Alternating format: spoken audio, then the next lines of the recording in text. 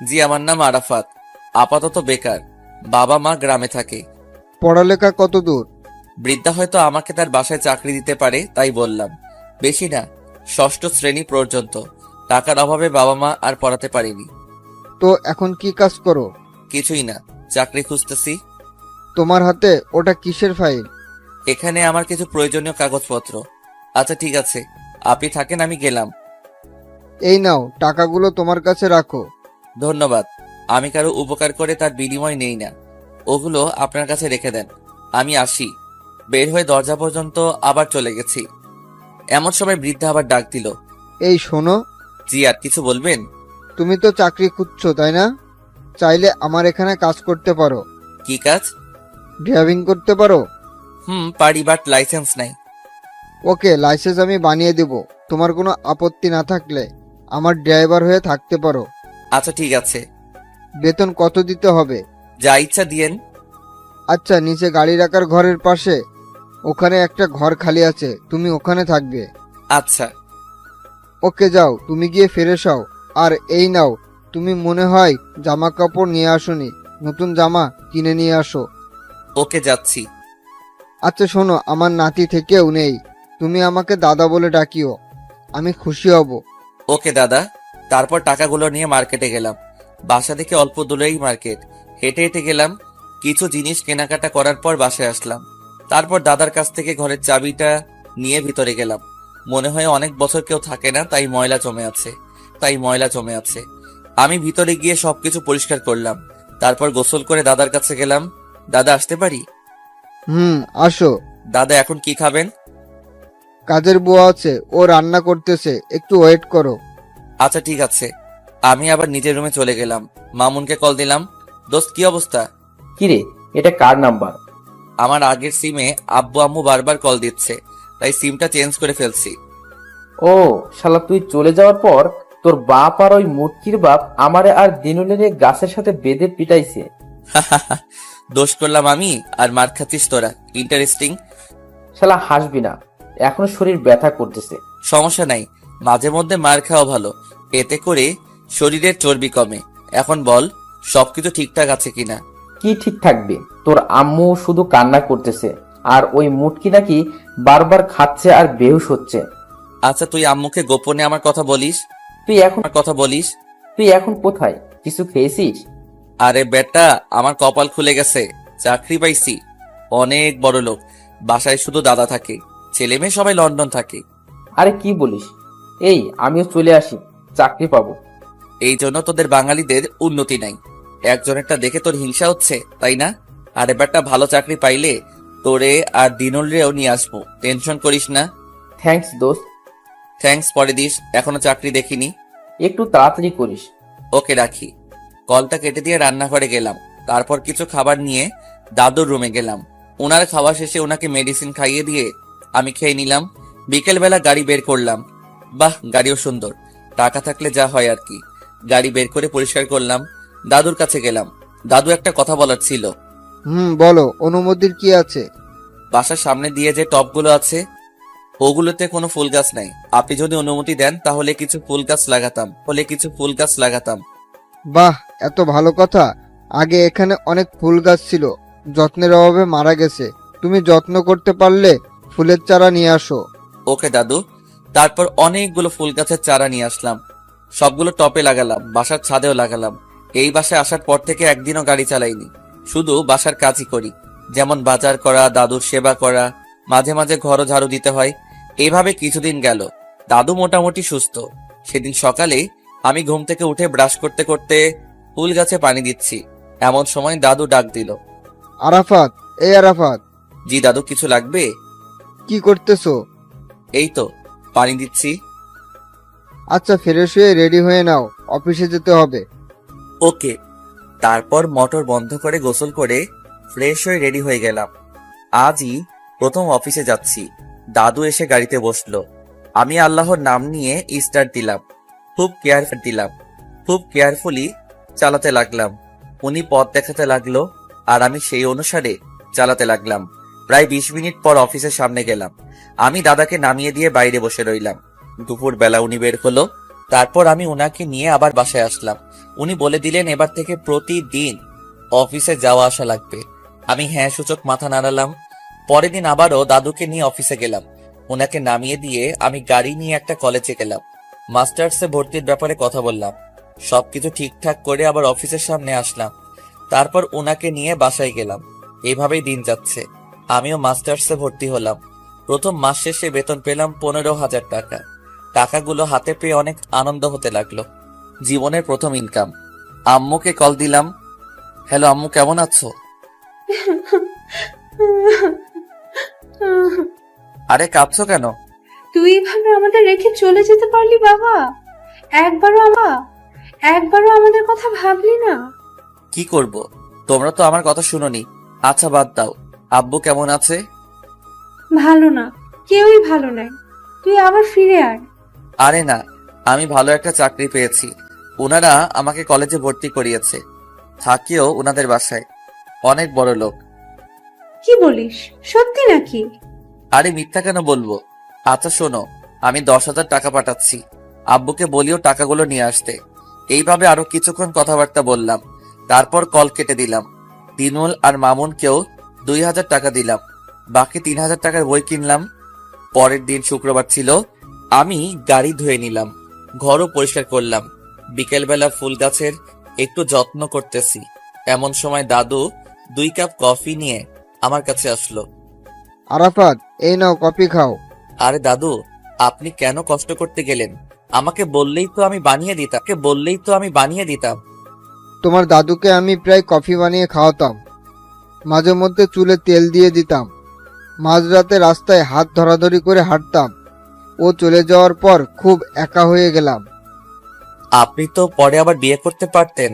তোমার দাদু এত ভালোবেসেছে যে অন্য কাউকে ভালোবাসার ইচ্ছাটাই মরে গেছে। আর ওর জায়গায় আমি জীবনেও কাউকে কল্পনা করতে পারি না। থাক, মন খারাপ করবেন না, সব ঠিক হয়ে যাবে। ঠিক আর হলো কই। আচ্ছা শোনো, কালকে একটু তাড়াতাড়ি রেডি হবে। কোথাও যাবেন নাকি? আমার একমাত্র নাতনি কালকে দেশে আসবে। ওরে নিয়ে আসার জন্য আমরা এয়ারপোর্টে যাব। ও, আপনার নাতনি আছে? একটা বুড়ি আছে, একদম দাদির মতো হয়েছে। এবার থেকে এখানেই থাকবে, আর ওখানে থাকবে না। এখানে ভালো কোনো কলেজে ভর্তি করিয়ে দিব। কেন, ওখানে কোনো সমস্যা হয়েছে নাকি? না, আমি অসুস্থ শুনে তাই চলে আসছে। আর কোম্পানির দায়িত্ব ওর হাতেই দিয়ে দিব। ও আচ্ছা, সমস্যা নাই। আমি সকাল সকাল রেডি হয়ে যাব। তারপর দাদুর সাথে আরো অনেক কিছু নিয়ে কথা বললাম। রাতে খেয়ে ঘুমিয়ে গেলাম। পরের দিন তাড়াতাড়ি ঘুম থেকে উঠলাম, নামাজ পড়ে আসলাম। তারপর গাড়ি ধুয়ে মুছে নিলাম। রেডি হয়ে দাদুর জন্য বসে আছি। কিছুক্ষণ পর উনি বের হলো। আমি গাড়ির দরজা খুলে দিলাম। উনি বসলো। তারপর এয়ারপোর্ট এর দিকে রওনা দিলাম। 1 ঘন্টা পর এয়ারপোর্টে গেলাম। আমি গাড়ির কাছে দাঁড়িয়ে আছি আর দাদু ভিতরে গেল। কিছুক্ষণ পর দাদুর হাত ধরে একটা পরী বেরিয়ে আসলো। আমি দেখেই হা করে তাকিয়ে আছি। আমি ভেবেছিলাম আমার থেকে বড় হবে বা বিয়ে হয়ে গেছে। এখন তো দেখি পুরাই উল্টা। জিন্স প্যান্ট পরা, দেখতে একটু অন্যরকম লাগছে। দাদু ওরে নিয়ে আমার সামনে আসলো। মাই প্রিন্সেস, এ হচ্ছে আমাদের নতুন ড্রাইভার। আর আরাফাত, এ হচ্ছে আমার কলিজা, আমার নাতনি পেমা, তোমার ম্যাডাম। আসসালামু আলাইকুম ম্যাম। আসসালামু আলাইকুম ম্যাম। সুন্দরী মেয়েদের এই একটাই সমস্যা, একটু অহংকারী। তারপর বড়লোক হলে তো কথাই নাই। আমিও তেমন কিছু মনে না করে মালামালগুলো গাড়িতে উঠালাম। তারপর গাড়িতে এসে স্টার্ট দিলাম। তারপর গাড়ি ড্রাইভ করতে শুরু করলাম। গাড়িতে দাদু আর প্রেমা কথা বলতেছে। আমি বারবার প্রেমার কথাগুলো শুনছি। একটা মেয়ে যে কি পরিমাণ ন্যাকামি করতে পারে সেটা প্রেমাকে না দেখলে বুঝতাম না। গাড়ি চালাচ্ছি, এমন সময় প্রেমা আমাকে একটা ধমক দেয়। এই গাড়ি থামা। কি হয়েছে ম্যাম? এইভাবে কেউ গাড়ি চালায়?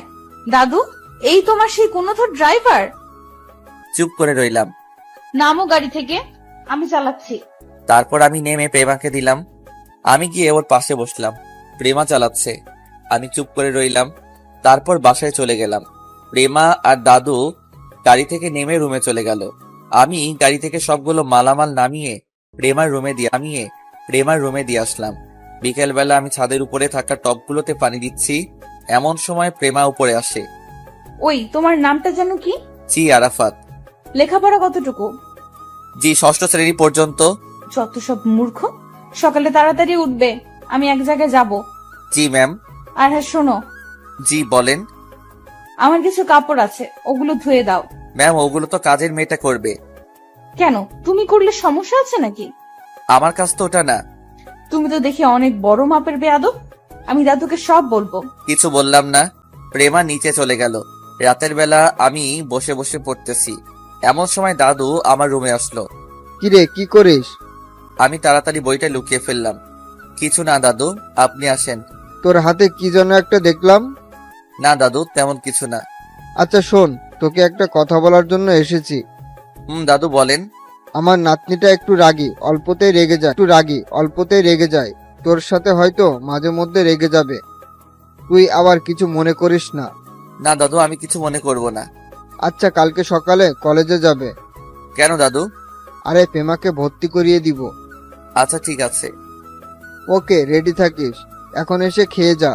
আচ্ছা ঠিক আছে, আপনি যান, আমি আসছি। দাদু চলে যাওয়ার পর আমি কম্বলের ভেতর থেকে বইটা বের করলাম।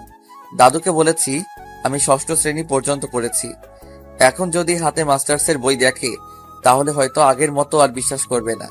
আমি বইগুলো টেবিলের ড্রয়ারের মধ্যে রেখে দিলাম, তারপর গিয়ে খেয়ে আসলাম। পরের দিন সকালে আমি গাড়ি ধুয়ে মুছে দাঁড়িয়ে আছি। প্রেমা আর দাদুর জন্য ওয়েট করতেছি। প্রেমা একটা শাড়ি পরে বাহির হলো, আমি এক মনে তাকিয়ে আছি। দাদুর ধাক্কা খেয়ে বাস্তবে ফিরে আসলাম। কিরে, এভাবে দাঁড়িয়ে থাকবি নাকি গাড়ি স্টার্ট দিবি? সরি দাদু, আপনারা ওঠেন। তারপর আমিও উঠলাম, গাড়ি স্টার্ট দিলাম। দাদুকে জিজ্ঞেস করলাম কোন কলেজে যাবে।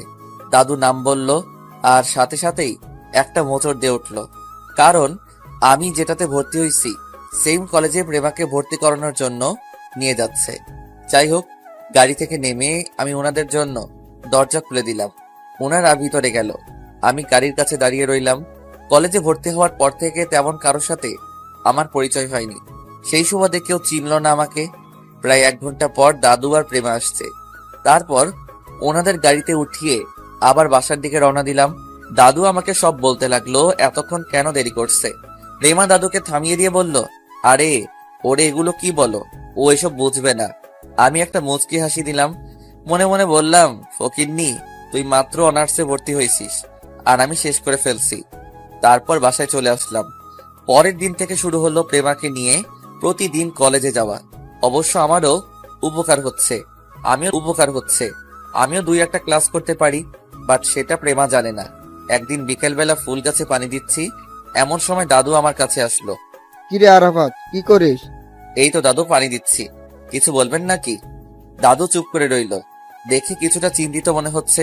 কি ব্যাপার দাদু, কিছু হয়েছে? না রে, তেমন কিছু না। সকালবেলা তাড়াতাড়ি উঠিস, অফিসে যেতে হবে। কিন্তু দাদু, তখন তো প্রেমা ম্যাম কলেজে যাবে। আমি বলে দিব, সে একা যাবে। আচ্ছা ঠিক আছে। দাদু নিচে চলে গেল, আমি পানি দিয়ে তারপর গেলাম। দাদুর কিছু হয়েছে কিনা কে জানে। পরের দিন সকালে দাদুকে নিয়ে ওনার অফিসে গেলাম। আমি বাইরে দাঁড়িয়ে থাকতে চেয়েছিলাম, কিন্তু দাদু জোর করে ভিতরে নিয়ে গেল। ভিতরে অনেক লোক বসে আছে, সবাইকে দেখে মনে হচ্ছে অনেক পয়সাওয়ালা লোক। যাই হোক, আমি একপাশে দাঁড়িয়ে রয়েছি। তারপর ওনাদের মধ্যে একজন লোক বলল, মিস্টার আসাদুজ্জামান, দেখেন আমরা আপনাদের অনেক সময় দিচ্ছি, কিন্তু আপনি যত সময় আপনার লোন পরিশোধ করতে পারেননি, এখন আমরা আপনার কোম্পানির নিলামে তুলে দিব। দাদুর মাথায় যেন আকাশ ভেঙে পড়ল।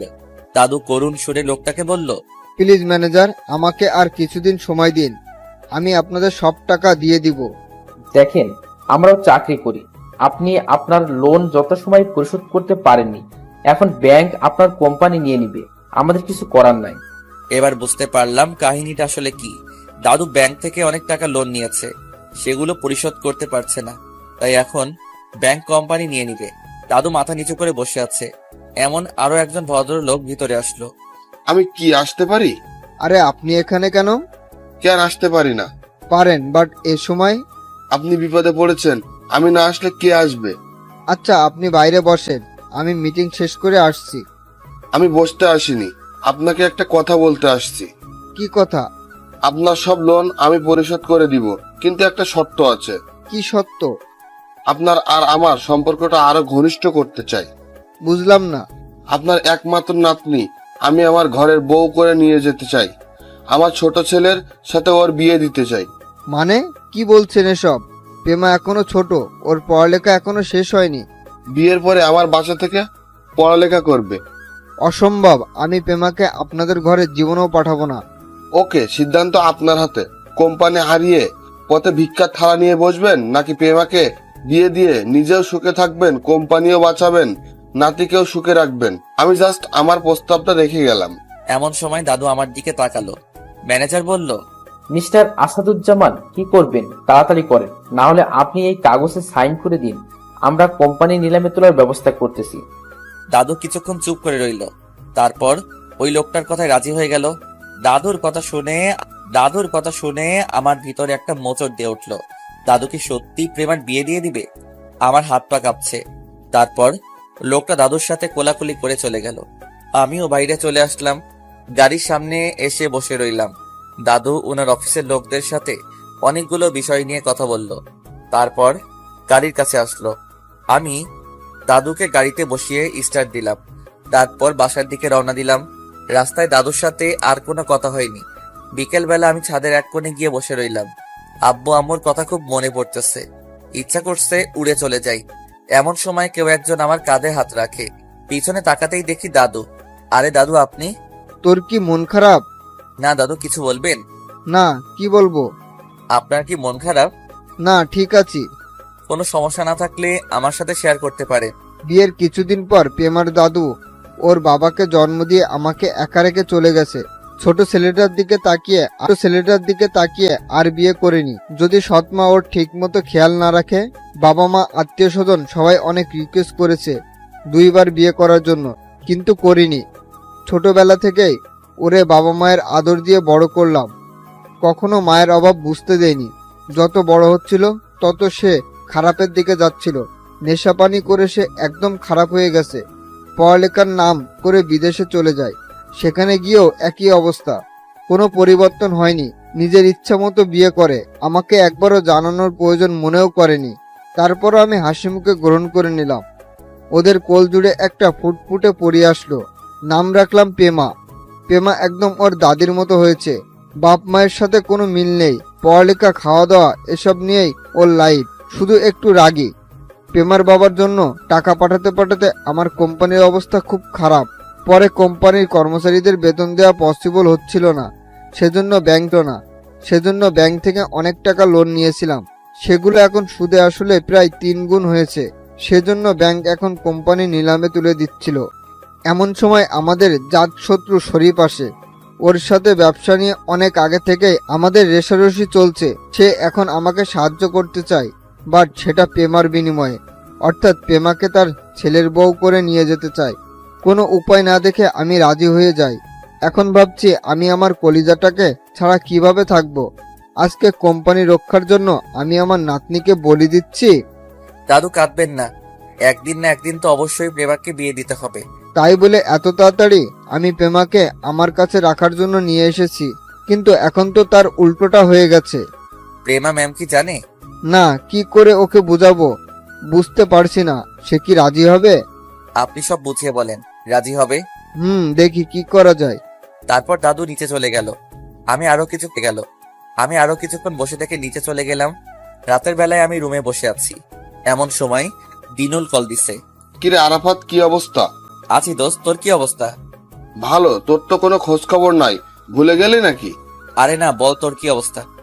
আছি। তোর আম্মু অসুস্থ, বিকেলে গিয়েছিলাম। তুই কি বাড়িতে আসতে পারবি? না রে দোস্ত, কি হয়েছে আম্মুর? শরীর দুর্বল মনে হয়। তুই টাকা পাঠা, ভালো ডাক্তার দেখাতে হবে। আচ্ছা, পাঠাবো। তারপর দিনুলের সাথে আরো কিছুক্ষণ কথা বলে কলটা কেটে দিলাম। মায়ের জন্য খারাপ লাগতেছে। আমি বসে আছি, এমন সময় দাদু আসলো। কিরে, কি করিস? কিছু না দাদু, আসেন। কালকে একটু তাড়াতাড়ি উঠিস। কোথাও যাবেন নাকি?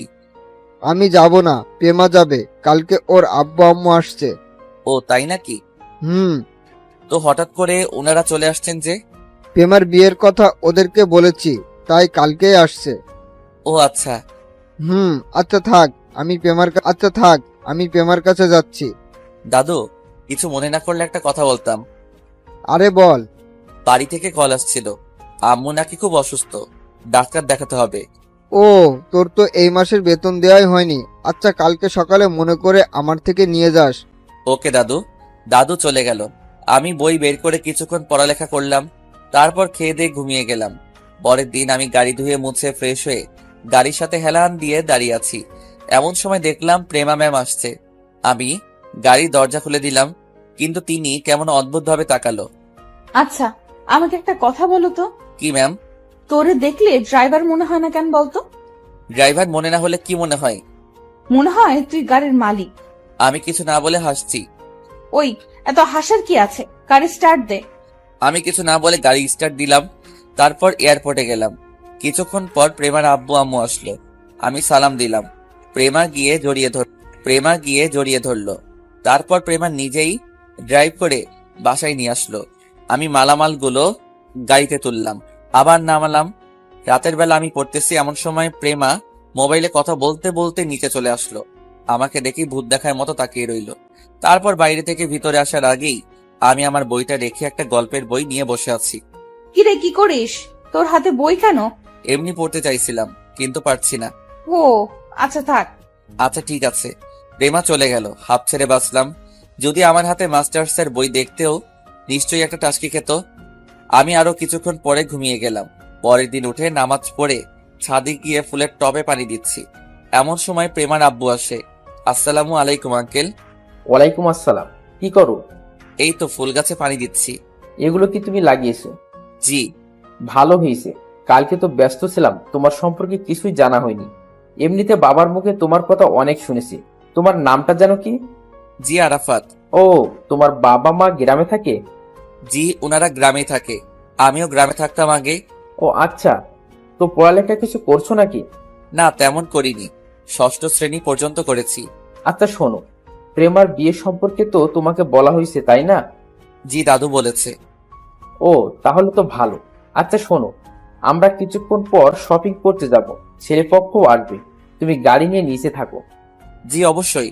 তারপর আরো কিছুক্ষণ কথা বলার পর উনি নিচে চলে গেলেন। আমি পানি দেওয়া শেষ করে গাড়ি ধুয়ে নিলাম, তারপর নিজের রুমে চলে গেলাম। ফ্রেশ হয়ে নাস্তা করে নিলাম। বাইরে গাড়ির সামনে এসে দাঁড়ালাম। এমন সময় দাদু কল দিল। দাদু বলো। একটু আমার রুমে আয় তো। আচ্ছা আসছি। তারপর দাদুর রুমে গেলাম। দেখলাম উনি মন খারাপ করে বসে আছে।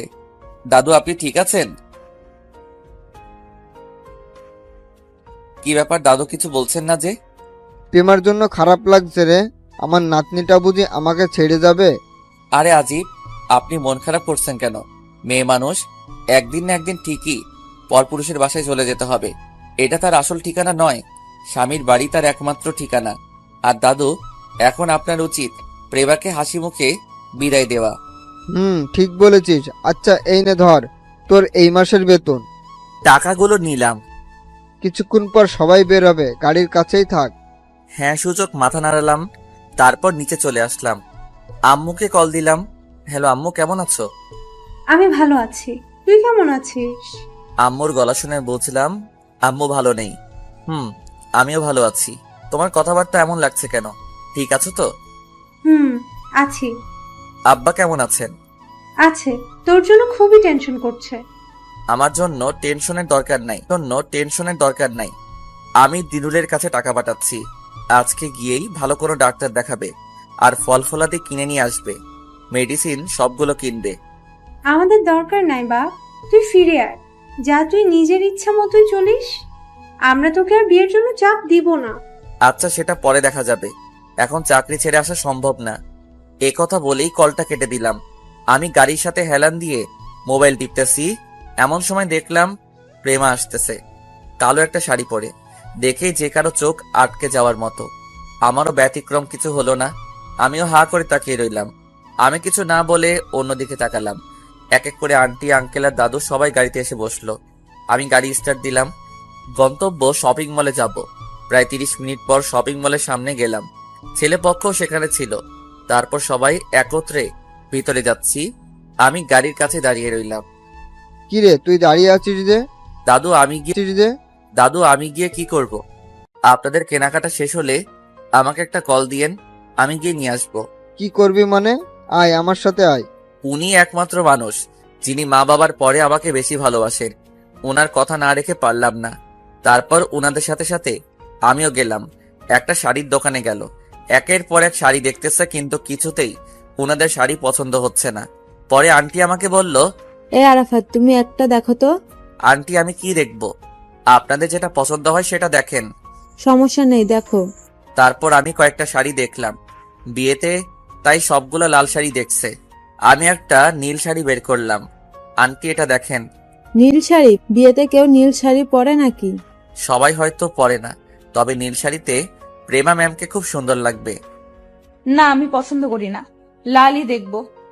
তারপর ওনারা আরো কয়েকটা লাল দেখে।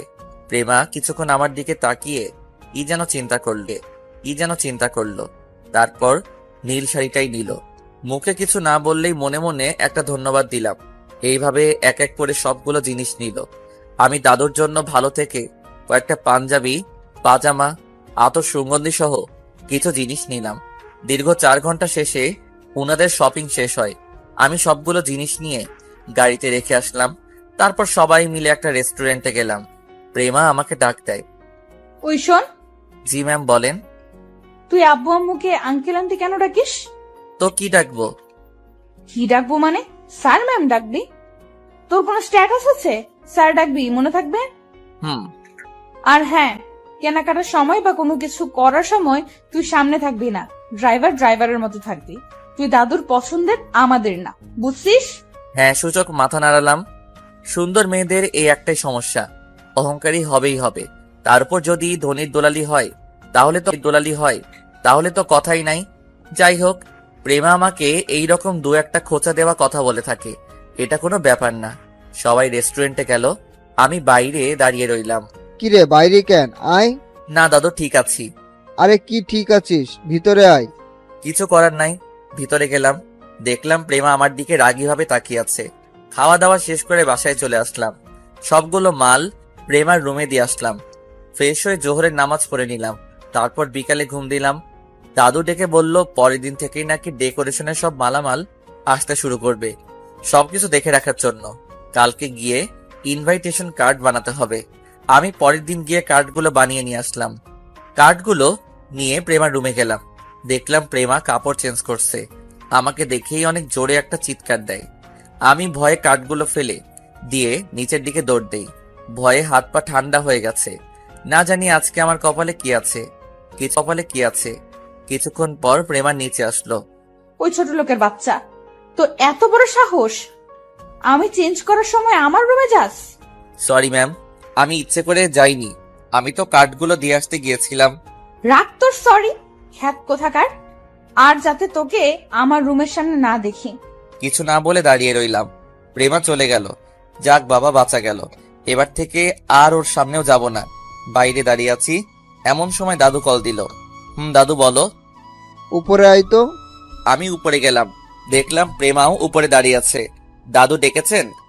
শোন, প্রেমা ওর ফ্রেন্ডদেরকে বিয়েতে ইনভাইট কার্ড দিবে, তুই একটু ওরে নিয়ে বের হ। আমি প্রেমার দিকে তাকালাম, দেখলাম সে এখনো আমার দিকে রাগীভাবে তাকিয়ে আছে। আমি তারপর হ্যাঁ সূচক মাথা নাড়ালাম। দাদুর কাছ থেকে বিদায় নিয়ে চলে আসলাম। নিচে গাড়িতে এসে বসলাম। একটু পর প্রেমাও আসলো, এসে আমার পাশের সিটেই বসলো। এমনিতে ভয় লাগে, তার উপর পাশে বসছে। ম্যাম কোথায় যাবেন? আগে কলেজে চল। কলেজের কথা শুনে একটা মোচড় দিল। পরিচিত কেউ যদি দেখে বা প্রেমা যদি জেনে যায় আমিও ওই কলেজে পড়ি, তার উপরের ক্লাসে, দূর এত ভেবে লাভ নাই। কলেজে আমার কোনো বন্ধু নাই, কারণ ভর্তি হয়ে আমি আর ক্লাস করিনি, মাত্র 2-3 দিন করেছি, তাও আবার প্রেমা দেশে আসার আগে। ওই কি হইছে, বসে আছিস কেন? সরি ম্যাম, কথা বলে গাড়ি স্টার্ট দিলাম। তারপর কলেজের দিকে রওনা দিলাম। কিছুক্ষণ পর কলেজের গেটের সামনে গিয়ে দাঁড়ালাম। প্রেমা নামার আগেই আমি নেমে দরজা খুলে দিলাম। ও নেমে হাঁটা দিল। আমি পিছন পিছন আসতেছি, এমন সময় প্রেমা বলল, ওই তুই কোথায় আসছিস? এখানে থাক। তোর মতো খ্যাত যদি আমার সাথে যায় তাহলে বন্ধুদের কাছে আমার প্রেস্টিজ কমে যাবে। আমি আর কিছু না বলে গাড়ির কাছে দাঁড়িয়ে রইলাম। অল্প একটু সামনে গেটের পাশে একটা ফুচকা দোকানের কাছে ওর ফ্রেন্ডরা সবাই বসে আছে। প্রেমা ওদের কাছে গিয়ে হাত মেলালো। তারপর প্রেমাও সেখানে গিয়ে বসলো। বল, তোদের কি অবস্থা? ওদের আর আমার মধ্যে বেশি দূরত্ব না থাকায় স্পষ্ট কথাগুলো শোনা যাচ্ছে। তাদের মধ্যে থেকে একটা মেয়ে বলল, ওই ছেলেটা কে রে? আর বলিস না, শালা একটা খ্যাত আমার ড্রাইভার। দেখতে তো অনেক স্মার্ট। দোস্ত, আমার সাথে লাইন করিয়ে দে না। তুই পাগল হয়েছিস? ওই ছোট লোকটাকে তোর পছন্দ হয়েছে? তার উপর পড়ালেখাও নাই। তাতে কি, আমার তো পছন্দ হয়েছে। তুই প্লিজ ব্যবস্থা করে দে। তাদের মধ্যে থেকে আরেকটা মেয়ে বলল, আরে ওনারে তো কোথায় যেন দেখেছি, মনে করতে পারছি না। কোথায় দেখছিস? মনে পড়েছে, উনি তো আমাদের কলেজে পড়ে, মাস্টার্সে। আমি সেদিন ফর্ম জমা দিয়েছিলাম, উনিও আমার সাথে ফর্ম জমা দিয়েছিলেন। তোর মাথা, ও ক্লাস 5 পর্যন্ত পড়েছে। কিন্তু তাহলে সেদিন আই বাদ দে তো, সে কখন থেকে ওর কথা নিয়ে পড়ে আছিস? দেখ দেখ দেখ দেখ, এমন ভাবে গাড়ির সাথে হেলান দিয়ে আছে যেন মনে হচ্ছে গাড়ির মালিকও। তুই ওরে নিয়ে এত সেতে চাস কেন? ওই খবিসটারে দেখতে পারি না। আচ্ছা শোন, যে কারণে তোদের সাথে দেখা করা। এরপর প্রেমা ব্যাগ থেকে কার্ডগুলো বের করে ওদের হাতে দিল। সবাই তো অবাক, সবাই একসাথে অভিনন্দন জানালো। প্রেমা ওদের সময় সবাইকে নিয়ে গাড়ির সামনে নিয়ে আসলো। তারপর আমাকে বলল, ওই গাড়ি স্টার্ট দে। আমি দরজা খুলে দিলাম। ওরা বসার পর গাড়ি স্টার্ট দিলাম। প্রেমার কথা মতো একটা রেস্টুরেন্টের সামনে গেলাম। গাড়িতে প্রেমা আমাকে অনেকভাবে অপমান করেছে, ইংরেজিতে অনেকগুলো গালিও দিল। ও ভাবছে আমি কিছুই বুঝি না। তারপরও কিছু না বলে চুপচাপ গাড়ি চালিয়ে রেস্টুরেন্টের সামনে গেলাম। নেমে আবার গাড়ির দরজা খুলে দিলাম। ওরা রেস্টুরেন্টের ভিতরে গেল, আমি বাইরে দাঁড়িয়ে রইলাম। ওর দুজন ফ্রেন্ড আমাকে ডেকেছে, আমি যাইনি। প্রেমা ইশারায় না করেছে, তারপর রাগীভাবে তাকিয়ে আছে, সেজন্য আর যাইনি। ওরা ভিতরে গিয়ে অনেকক্ষণ আড্ডা দিল। আমি গাড়ির ভিতরে বসে রইলাম। মামুনকে কল দিলাম, কিরে কি অবস্থা তোর? এই তো ভালো। তুই তো ভুলে গেলি। ভুলে গেলে কল কেমনে দিলাম? আচ্ছা বাদ দে, বল কেমন আছিস? আলহামদুলিল্লাহ ভালো। কি করিস? এই তো দোকানে আড্ডা দিছি। তুই? বসের মেয়ের বিয়ে, কার্ড বিলি করতে আসছি। ও, তো পড়ালেখা চলছে নাকি? আরে না, পড়ার মতো সুযোগ পাচ্ছি না। তার উপর বিয়ের জন্য এই কয়েকদিন অনেক ব্যস্ত। ওরা জানে তুই যে পড়ালেখা করিস? আরে না, জানলে চাকরি থাকবে না। আইমানের সাথে কথা বলছি, এমন সময় দেখলাম ওরা বের হইছে। আমি তাড়াতাড়ি করে ওল কেটে দিলাম। প্রেমা ভিতরে বসলো, বাকিরা যার যার মতো চলে গেল। এরপর প্রেমাকে নিয়ে বাসায় চলে আসলাম। বিকেলবেলা দাদুকে নিয়ে বের হলাম। মুরব্বীদের আর আত্মীয় স্বজনদের উনি দাওয়াত দিচ্ছে, আমাকে সাথে নিয়ে যায়। সবার কাছে আমাকে তার নাতি বলে পরিচয় দেয়। ওনার সাথে বের হলে সময় যে কিভাবে চলে যায় টেরই পাওয়া যায় না। এইভাবে 2 দিন পর্যন্ত শুধু কার্ড বিলি করলাম। শুরু হলো বিয়ের আয়োজন। এক এক করে ডেকোরেশনের সব মালামাল আসতে শুরু করলো। আমিও নিজ দায়িত্বে সব ঠিক মতো দেখাশোনা করছি। দেখতে দেখতে হলুদের দিন চলে আসলো। পুরো বাড়ি ফুল আর লাইট দিয়ে সাজানো হলো। অন্য দিনের তুলনায় দেখতে একটু অন্যরকম লাগছে। এক এক করে সব মেহমান আসছে। আমি আর দাদু সবাইকে রিসিভ করতেছি। প্রেমার আব্বু আম্মু সবাই ব্যস্ত। সন্ধ্যায় প্রেমার একটা বান্ধবী আমাকে ডাক দেয়। ভাইয়া, একটা কথা বলতাম। জি বলেন। আচ্ছা, আপনারা নিচে যান, আমার অল্প কিছু কাজ আছে, ওগুলো সেরেই আসছি। এরপর আমি দাদুর কাছে গেলাম। দাদুর থেকে অনুমতি নিয়ে নিচে আসলাম। দেখলাম সবাই বসে আছে। আমি তাড়াতাড়ি করে গাড়ি বের করলাম। তারপর ওরা উঠলো। আমি গাড়ি স্টার্ট দিলাম। তারপর ওদেরকে নিয়ে পার্লারে গেলাম। ওদের ওখানে রেখে আবার বাসায় চলে আসলাম। হলুদের যে স্টেজটা বানালো কেমন যেন আমার পছন্দ হলো না, দাদুর পছন্দ হলো না। দাদুর কাছে গেলাম, দাদু একটা কথা বলবো? বল, কোনো সমস্যা? দাদু, স্টেজটা আমার পছন্দ হয়নি, কেমন যেন লাগছে। আপনার একমাত্র নাতনির বিয়ে, অসাধারণ স্টেজ না হলে কি চলে? কি আর করব, এখন তো নতুন কাউকে দেওয়া সম্ভব না। দাদু, আমি সাজাই? তুই পারিস নাকি? খুব ভালো পারি না, তবে চেষ্টা করব খুব সুন্দর করে সাজানোর জন্য। আচ্ছা ঠিক আছে। দাদুর থেকে অনুমতি নিয়ে আমি আগের স্টেজটা থেকে ফুল আর টিস্যুগুলো সরিয়ে নিলাম।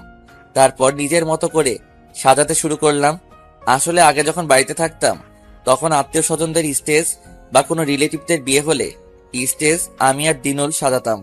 অনেক বন্ধুর ভাই বোনের হলুদের স্টেজেও আমি সাজিয়েছি, সেই থেকে অল্প কিছু অভিজ্ঞতা আছে। সাজাতে শুরু করলাম এক মনে। প্রায় 11টা বেজে গেল সাজাতে সাজাতে। পকেট থেকে মোবাইলটা বের করে দেখি প্রেমা 9টা কল দিছে। মনে হয় ওদের শেষ। আমার একটু ভয় হলো, না জানি কি আছে কপালে। তাড়াতাড়ি কল দিতে যাব। এমন সময় দাদু আসলো। প্রেমা নাকি কল দিয়েছে তাড়াতাড়ি যাওয়ার জন্য। আমি আর কল না দিয়ে আবার গাড়ি নিয়ে বের হলাম। পার্লারের সামনে গিয়ে দাঁড়ালাম। দরজা খুলে বাইরে আসতেই প্রেমা আমার গালে ঠাস করে একটা বসিয়ে দেয়। আমি একটু অবাক হলাম। কোনো দোষ ছাড়া এভাবে কেন হাত দিল? শুধু আমি না, প্রেমার বন্ধুগুলাও হা করে আমার দিকে তাকিয়ে আছে। ওই ছোট লোকের বাচ্চা, এত কিসের ব্যস্ততা তোর যে আমার কল ধরিস না? সরি ম্যাম, আসলে স্টেজ সাজাচ্ছিলাম তো তাই। প্রেমা আর কিছু না বলে গাড়িতে উঠে যায়। ওর বন্ধুগুলো এখনো তাকিয়ে আছে। চড় দিয়েছিস ভালো কথা, সবার সামনে দেওয়ার কি দরকার ছিল? গরিব হয়েছি তো কি হয়েছে, আমারও তো একটা মান সম্মান আছে। যাই হোক, ওর ফ্রেন্ডরা সবাই গাড়িতে ওঠার পর ওদের বাসায় নিয়ে আসলাম। ওরা গাড়ি থেকে নামলো, আমি ওদের নামিয়ে দিয়ে গাড়ি পার্কিং করে রাখলাম। তারপর ভিতরে যাচ্ছি, এমন সময় দেখলাম সবাই স্টেজের সামনে দাঁড়িয়ে আছে। আমাকে দেখে ওর একটা ফ্রেন্ড বলল। আমি কিছু না বলে দাঁড়িয়ে রইলাম। ওরা এবার ভিতরে চলে গেল। দাদুর সাথে দেখা করলাম। অনেক খিদা লেগেছে, সেই বিকাল থেকে কাজ করে যাচ্ছি, কিছুই খাইনি।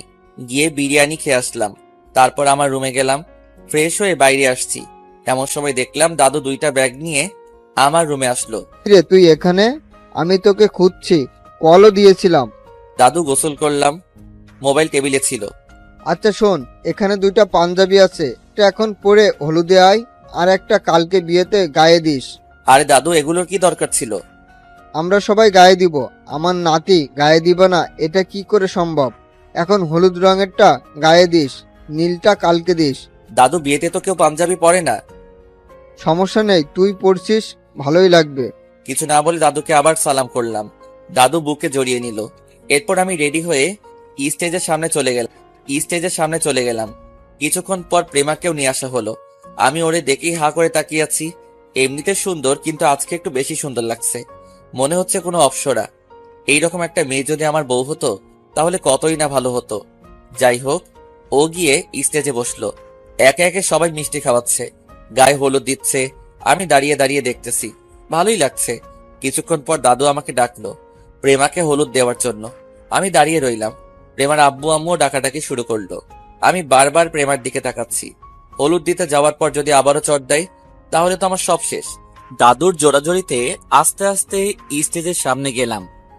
প্রেমার পাশে বসলাম। দেখলাম কেমন ভাবে আমার দিকে তাকিয়ে আছে। কি করব বুঝতেছি না। দাদুর দিকে তাকালাম, উনি ইশারায় হলুদ দিতে বললেন। আমি আর কোনো কিছু না ভেবে অল্প একটু মিষ্টি নিয়ে প্রেমাকে খাইয়ে দিলাম। প্রথমে ভাবছি খাবে না, পরে কি যেন চিন্তা করে খেয়ে নিল। আমাকেও একটু খাইয়ে দিল। আমি অল্প একটু হলুদ নিয়ে ওর কপালে লাগিয়ে দিলাম। মনে হয় আমি সবার শেষে হলুদ দিচ্ছি, আর কেউ বাকি নেই। দাদুও কি মনে করে স্টেজে আসলো, প্রেমাকে দ্বিতীয়বারের মতো খাইয়ে দিল, সাথে আমাকেও। আমিও দাদুকে খাইয়ে দিলাম।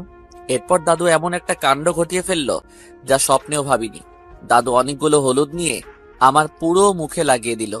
এরপর প্রেমার বন্ধুরাও স্টেজে আসলো, সবাইকে মিলে আমাকে অনেকগুলো হলুদ লাগিয়ে দিল। আমি তো পুরাই অবাক। আমিও অনেকগুলো হলুদ দাদুর গায়ে মাখিয়ে দিলাম। অন্যরকম একটা মুহূর্ত কাটালাম। এইভাবে কিছুক্ষণ চললো। তারপর ছবি তুলে যে যার মতো চলে গেল। আমি দাদুকে ওনার রুমে দিয়ে আসলাম। তারপর নিচে এসে গোসল করে নিলাম। ঘড়ির দিকে তাকিয়ে দেখি 3:30 বাজে। তাড়াতাড়ি ঘুমাতে হবে, না হলে ফজরের নামাজ মিস হবে। মোবাইলে অ্যালার্ম দিয়ে তাড়াতাড়ি করে ঘুমিয়ে গেলাম। পরের দিন ঘুম থেকে উঠে নামাজ পড়ে নিলাম। রান্নাঘরে গেলাম, দেখলাম সবাই ব্যস্ত। আমিও ওনাদের সাথে কাজ করা শুরু করে দিলাম। তারপর সব মেহমানদের নাস্তা করিয়ে আরো কিছু কাজ করে নিলাম। কিছুক্ষণ পর প্রেমা আমাকে কল দেয়। ওই কই রে তুই? আমি তো রান্নাঘরে। রান্নাঘরে কি করিস? তাড়াতাড়ি গাড়ি বের কর, আমরা পার্লারে যাব। কখন যাবেন? এই তো এক্ষুনি। আচ্ছা নিচে আসেন, আমি গাড়ি বের করছি। দাদুর সাথে কথা বলে গাড়ি বের করলাম। তারপর প্রেমা আর ওর বান্ধবীরা সবাই গাড়িতে এসে বসলো। ওদের নিয়ে পার্লারে গেলাম। পার্লারের সামনে নামিয়ে দিয়ে আমি, ম্যাম কতক্ষণ লাগবে? কেন? বাসায় একটু কাজ আছে, আর আমি এখনো গোসল করিনি। আচ্ছা তুই যা, রেডি হয়ে আমি কল দিব। আচ্ছা ঠিক আছে। তারপর আমি আবার বাসায় চলে আসলাম। নিজের রুমে গিয়ে গোসল করে নিলাম। এরপর আবারও বাইরে গিয়ে সব মেহমানদেরকে গাড়িতে উঠিয়ে দিয়ে কমিউনিটি সেন্টারে পাঠিয়ে দিলাম। এক এক করে প্রত্যেকটা গাড়ি রেডি হয়ে গেল। ওনাদের সবাইকে পাঠিয়ে দিলাম। প্রেমার আব্বু আম্মুও আলাদা গাড়িতে করে গেছে। দেখলাম দাদু দাঁড়িয়ে আছে। কিরে, তুই এখনো রেডি হোস নেই? এই তো দাদু যাচ্ছি, আপনিও চলে যান। আমি তোর সাথে যাব। কিন্তু দাদু, আমি তো প্রেমা ম্যামদেরকে নিয়ে যাব, ওনারা পার্লারে বসে আছে। আচ্ছা ঠিক আছে, তুই তাহলে রেডি হয়ে নে, আমি চলে যাচ্ছি। এরপর দাদুকেও গাড়িতে উঠিয়ে দিলাম, উনি ওনার কয়েকজন কলিগের সাথে চলে গেলেন। এরপর আমি রেডি হয়ে নিলাম, দাদুর কিনে দেওয়া সেই নীল কালারের পাঞ্জাবিটা পরে নিলাম। যদিও কেউ বিয়েতে পাঞ্জাবি পরে না, কিন্তু দাদুর রিকোয়েস্ট না রেখে পারলাম না। তারপর আমি রেডি হয়ে এক নজর পুরো বাড়িটা ঘুরে দেখলাম, কেউ বাদ আছে কিনা। না, কেউ নেই। গিয়ে গাড়িতে উঠলাম। এমন সময় প্রেমা কল দিয়ে তাড়াতাড়ি যেতে বলে। আমিও তাড়াতাড়ি চলে গেলাম। পার্লারের সামনে গিয়ে গাড়ির হর্ন দিলাম। প্রেমার বান্ধবীরা সবাই বের হয়ে আসলো। প্রেমার সাথে সাথে ওরাও বউয়ের মতো সেজে আছে। কোনটা বউ সেটা বোঝাই যাচ্ছে না। নতুন কেউ হলে মনে করবে সবার বিয়ে। যাই হোক, কিছুক্ষণ পর প্রেমা বেরিয়ে আসলো। আমি দেখে হা করে তাকিয়ে রইলাম। অসম্ভব সুন্দর লাগছে তাকে দেখতে। বিয়েতে সবাই লাল শাড়ি পরে, কিন্তু প্রেমা আমার পছন্দ করে দেওয়া নীল শাড়িটাই পরছে। মনে হচ্ছে আকাশের কোনো নীলপরি নিচে নেমে চলে আসছে। যাই হোক, আমি আর বেশি তাকালাম না, না হলে আবার চর খেতে হবে। আমি গাড়ির দরজা খুলে দিলাম। ওর বান্ধবীরা সবাই উঠলো। প্রেমা এসে আমার পাশের সিটে বসলো। আমি গাড়ি স্টার্ট দিলাম, কমিউনিটি সেন্টারের দিকে রওনা দিলাম। গাড়ি চলতেছে, এমন সময় পেছন থেকে প্রেমার একটা ফ্রেন্ড আমাকে ডাক দিল। ভাইয়া, একটা কথা বলতাম। জি বলেন। আপনার কি নীল কালার খুব পছন্দ? কেন বলুন তো? প্রেমার জন্যও নীল শাড়ি পছন্দ করলেন, আবার নিজেও নীল কালারের পাঞ্জাবি পরলেন, তাই আর কি। ও, প্রেমা ম্যামকে নীল শাড়িতেই সুন্দর লাগবে, তাই ওটা পছন্দ করলাম। আর আমার জন্য এই পাঞ্জাবি দাদু পছন্দ করছে, উনি কিনে দিয়েছে। কথা বলতে বলতে কমিউনিটি সেন্টারে চলে আসলাম। আমি তাড়াতাড়ি করে নেমে দরজা খুলে দিলাম। এক এক করে সবাই নামলো। তারপর সবাই স্টেজের সামনে গেল। দাদু ডাক দিল। কিরে, আসছিস? জি দাদু, আসছি। আচ্ছা চল, খেয়ে নে, পরে তোর অনেক কাজ আছে। আপনারা খেয়েছেন? আমরা খেয়েছি, যা তুই খেয়ে নে। আমারও অনেক খিদা লেগেছে, গিয়ে খেয়ে নিলাম। তারপর দাদুর কাছে গেলাম। চল ভিতরে যাব। কেন দাদু? প্রেমার শ্বশুর বাড়ির সকলের সাথে তোর পরিচয়টা করিয়ে দিই। এখন? আর আমার সাথে তো তেমন কিছু যায় আসে না।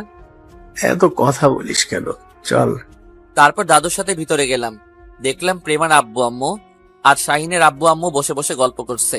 আমি দাদুর সাথে গেলাম, উনি আমার সাথে পরিচয় করিয়ে দিলেন। আমিও সবার সাথে পরিচিত হলাম। কিছুক্ষণ পর বরের গাড়ি আসলো। সবাই ওইদিকে ছোটাছুটি শুরু করলো। বর এসে স্টেজে প্রেমার পাশে গিয়ে বসলো। দুজনকে খুব সুন্দর লাগছে। প্রেমার মুখে হাসি লেগেই আছে। এমন দাদু বরের বাবা শরীফ সাহেবকে বলল, চলেন এবার বিয়ের কাজটা সেরে ফেলি। দাঁড়ান, এত তাড়া কিসের? আগে আমরা আমাদের কাজগুলো সেরে নিই। আমাদের আবার কি কাজ? এমন সময় শরীফ সাহেব একটা উকিলকে ডাক দিলেন। উকিল এসে ওনার ব্যাগ থেকে অনেকগুলো কাগজ আর একটা কলম বের করলো। এখানে একটা সাইন করে দিন, তারপর আমরা বিয়ের কাজটা সেরে ফেলবো। এগুলো কিসের কাগজ?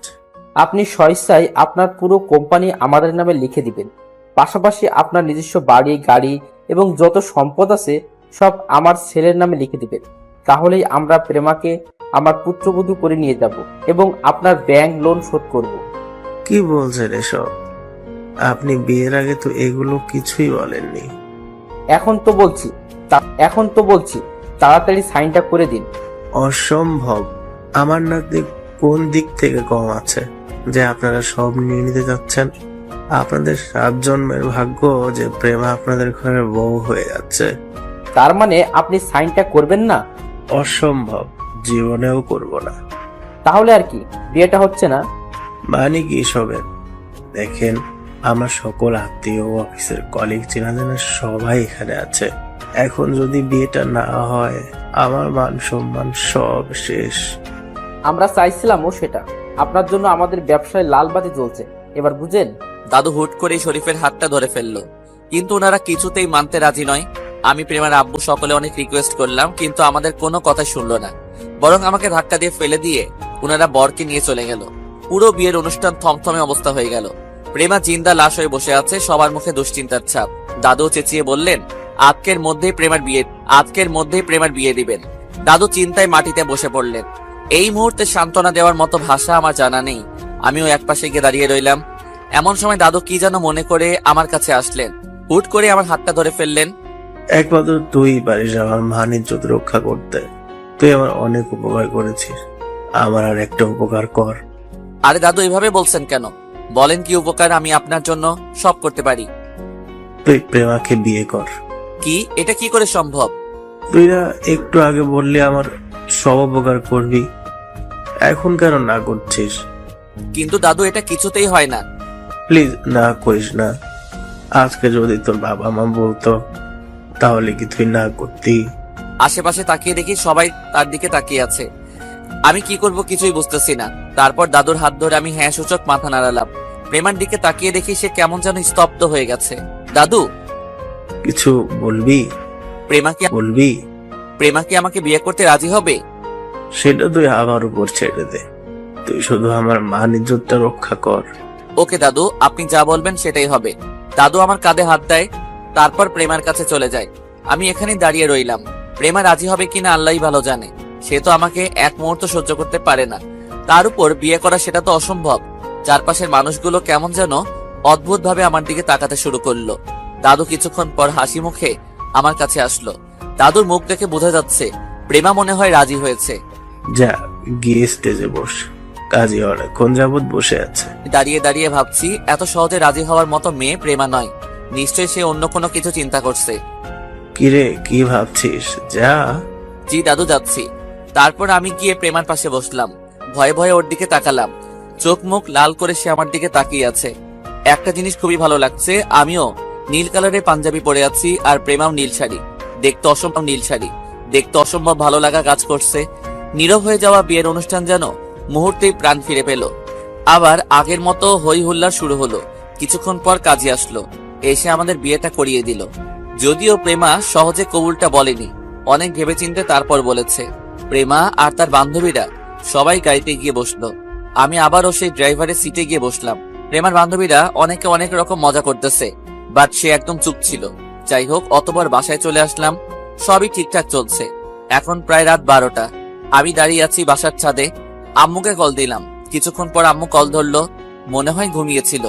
আম্মুকে পুরো বিষয়টা বুঝিয়ে বলি। আম্মুও অনেক খুশি। আম্মু বলছে কালই প্রেমাকে নিয়ে বাড়িতে যাওয়ার জন্য, কিন্তু সেটা তো পসিবল না। আম্মুর সাথে অনেকক্ষণ কথা বলে কলটা কেটে দিলাম। তারপর দিনুল আর মামুনকেও জানালাম।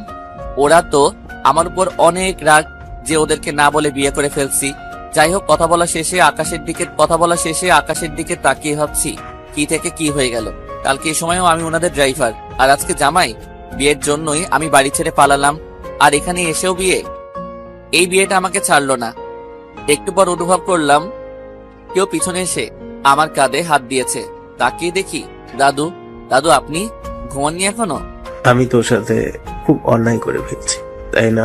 আরে দাদু, আপনি এগুলো কি বলেন? আপনি এত বিশাল সারপ্রাইজ দিবেন আমি কখনো কল্পনাও করিনি। যা, প্রেমা অনেকক্ষণ যাবত অপেক্ষা করছে, রাতও অনেক হয়েছে, যা ভেতরে যা। আমি আর কিছু না বলে চলে গেলাম। নিচে এসে প্রেমার রুমের সামনে দাঁড়িয়ে আছি। আসলে আমার রুম ছিল নিচে, কিন্তু আজ থেকে এখানে কেমন যেন অস্বস্তি লাগছে। ভয় ভয় দরজা খুললাম, ভিতরে গেলাম। দেখলাম প্রেমা ভিতরে নেই, হয়তো ওয়াশরুমে গেছে। আমি গিয়ে সোফায় বসে রইলাম, কিন্তু আমার ধারণা ভুল। প্রেমা বারান্দায় গিয়ে কার সাথে যেন মোবাইলে কথা বলছে। এসে আমার দিকে তাকালো, কিছু না বলে গিয়ে সোজা ঘুমিয়ে গেল। আমি কিছুক্ষণ বসে রইলাম, তারপর আমিও গিয়ে ওর পাশে খাটে গিয়ে বসলাম। যেই মাত্রই বসলাম, সাথে সাথে সে একটা ধাক্কা মেরে আমাকে নিচে ফেলে দেয়। আই ছোট লোকের বাচ্চা, তোর সাহস কি করে হয় আমার পাশে ঘুমানোর? তাহলে কোথায় ঘুমাবো? জাহান্নামে গিয়ে ঘুমা, শালা ছোট লোক। দেখেন, আমি কিন্তু আপনার হাজবেন্ড। কি? তুই আমার হাজবেন্ড? তোর কি ধারণা তোর মতো খ্যাত অশিক্ষিত ছোট লোককে আমি আমার হাজবেন্ড হিসেবে জীবনেও মানবো না। মানে কি এসবের? তাহলে বিয়ে কেন করলেন? সেটা দাদুর জন্য। দাদুর দিকে তাকিয়ে না করতে পারিনি। আর হ্যাঁ, তুই তোর মতো থাকবি, আমি আমার মতো। জীবনেও কোনোদিন আমার সামনে স্বামীর অধিকার নিয়ে আসবি না, বলে দিলাম। ড্রাইভারের মতো থাকবি। তুই আগেও ড্রাইভার ছিলি, এখনো ড্রাইভার হিসেবেই থাকবি। তোকে দাদু আর আব্বু আম্মু ভালো চোখে দেখে, আমি না। তোদের মতো ছেলেদের আমার ভালো করে চেনা আছে। দাদুকে ফাঁদে ফেলে আমাকে বিয়ে করছিস, আমি সব জানি। কিন্তু শুনে রাখ, খুব তাড়াতাড়ি আমি তোকে ডিভোর্স দিব। শালার এই ছিল আমার কপালে, যার জন্য করলাম চুরি সেই চোর ডাকে। আমি কিছু না বলে রুম থেকে বের হয়ে চলে যাব, এমন সময় প্রেমা আবার বলে, ওই কই যাস? তো এখানে থেকে কি করব? আমি আমার রুমে চলে যাচ্ছি, ড্রাইভারের জায়গায় যাচ্ছি। না যাবি না। মানে কি যাব না কেন? তুই যদি এখন ওখানে যাস বা ওই রুমে থাকিস তাহলে সবাই ভাববে আমার আর তোর মাঝে কিছু হয়েছে, পরে আরো ঝামেলা হবে। বাহ, বুদ্ধি তো ভালোই আছে দেখা যাচ্ছে। আর হ্যাঁ শুন, তুই আমাকে ম্যাম বলেই ডাকবি, মনে থাকবে? হ্যাঁ, সুযোগ মাথা নাড়ালাম। আজ থেকে তুই নিচে থাকবি, খবরদার ভুলেও আমাকে টাচ করার চেষ্টা করবি না। যদি করিস তাহলে দেখবি আমি তোর কি হাল করি। আমি কিছু না বলে সোফায় গিয়ে ঘুমালাম। লাইট অফ করার সাথে সাথেই প্রেমা লাফিয়ে উঠলো।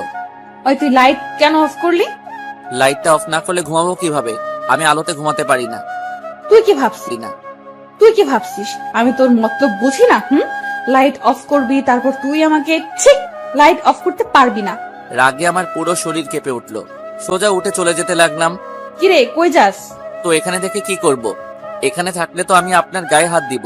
তার চেয়ে বরং চলে যাওয়াই বেটার। এত খারাপ মন মানসিকতা নিয়ে থাকেন কিভাবে? সবার মন কি আপনার মতো? তো ওদের ছেলেদের আমার চেনা আছে। যা শুয়ে পড়।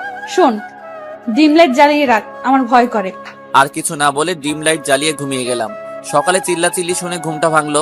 তাকিয়ে দেখি প্রেমাও নেই। আমি এক লাফ দিয়ে উঠে গেলাম। তাড়াতাড়ি করে সোফায় রুমে গেলাম। গিয়ে দেখি অনেকগুলো লোক দাদুকে ঘিরে দাঁড়িয়ে আছে। আমি যাওয়ার পর, কি ব্যাপার, আপনারা কারা? আমরা ব্যাংক থেকে আসছি। ওনার কোম্পানি ব্যাংক থেকে অনেক টাকা লোন নিয়েছে। এখন সুদে আসলে টাকার পরিমাণ 3 গুণ হয়ে গেছে। যদি উনি টাকা ফেরত না দেয় তাহলে আমরা ওনার কোম্পানি নিলামে ওঠাতে বাধ্য হব। ওনাকে এর আগেও অনেকবার সতর্ক দেওয়া হয়েছে, বাট উনি কোনো কিছু করেনি। তাই আজকে বাসায় আসলাম। হয় টাকা দিতে হবে, নাহলে এই বাড়ি আর ওনার পুরো কোম্পানি ব্যাংকের নামে লিখে দিতে হবে। ব্যাংকের লোকটার কথা শুনে জানো আমার পুরো শরীর কেঁপে উঠলো। কি হবে এখন? দাদুর দিকে তাকালাম। উনি অপরাধী হয়ে বসে আছেন। পাশে প্রেমান আব্বু আম্মু দাঁড়িয়ে আছে। আমি ব্যাংকের লোকটাকে বললাম, স্যার কত টাকা হয়েছে মোট? অনেক টাকা। কেন, আপনি দিবেন নাকি? কে আপনি? ও আমার নাচ জামাই। স্যার আমার কিছু কথা আছে। জি বলুন। আমাদেরকে আরো 6 মাস সময় দেন, আমরা আপনাদের পুরো টাকা দিয়ে দেব। অসম্ভব, এর আগেও কয়েকবার সময় দিয়েছি, আর 1 সেকেন্ডও সময় দেওয়া যাবে না। স্যার আমি আপনাকে কথা দিচ্ছি যে আগামী 6 মাসে যদি আপনাদের টাকা না দিতে পারি তাহলে আপনারা এই কোম্পানি বিক্রি করে দিয়েন। সাথে আমাকে যে শাস্তি দিবেন সেটা আমি মাথা পেতে নিব। আমি আপনাদের আরো একটা নিউজ দিতে চাই। কি নিউজ? যদি আপনারা আমাকে 6 মাস সময় দেন তাহলে আমি পুরো টাকার উপর 5% কমিশন দিব। এবার বাকিটা আপনাদের হাতে। এখন কি আপনারা এই অল্প টাকার কোম্পানি নিয়ে নিবেন নাকি পুরো টাকার সাথে 5% কমিশন সহ নিবেন, সেটা আপনাদের ব্যাপার। আপনি যে কমিশন দিবেন সেটার ভিত্তি কি? আপনাদেরকে আমি লিখিত দিচ্ছি। এবার সিদ্ধান্ত আপনাদের হাতে। লোকগুলো কিছুক্ষণ নিজেরাই কথা বলল। এদিকে দাদু আর অন্যরা সবাই আমার দিকে তাকিয়ে রইল।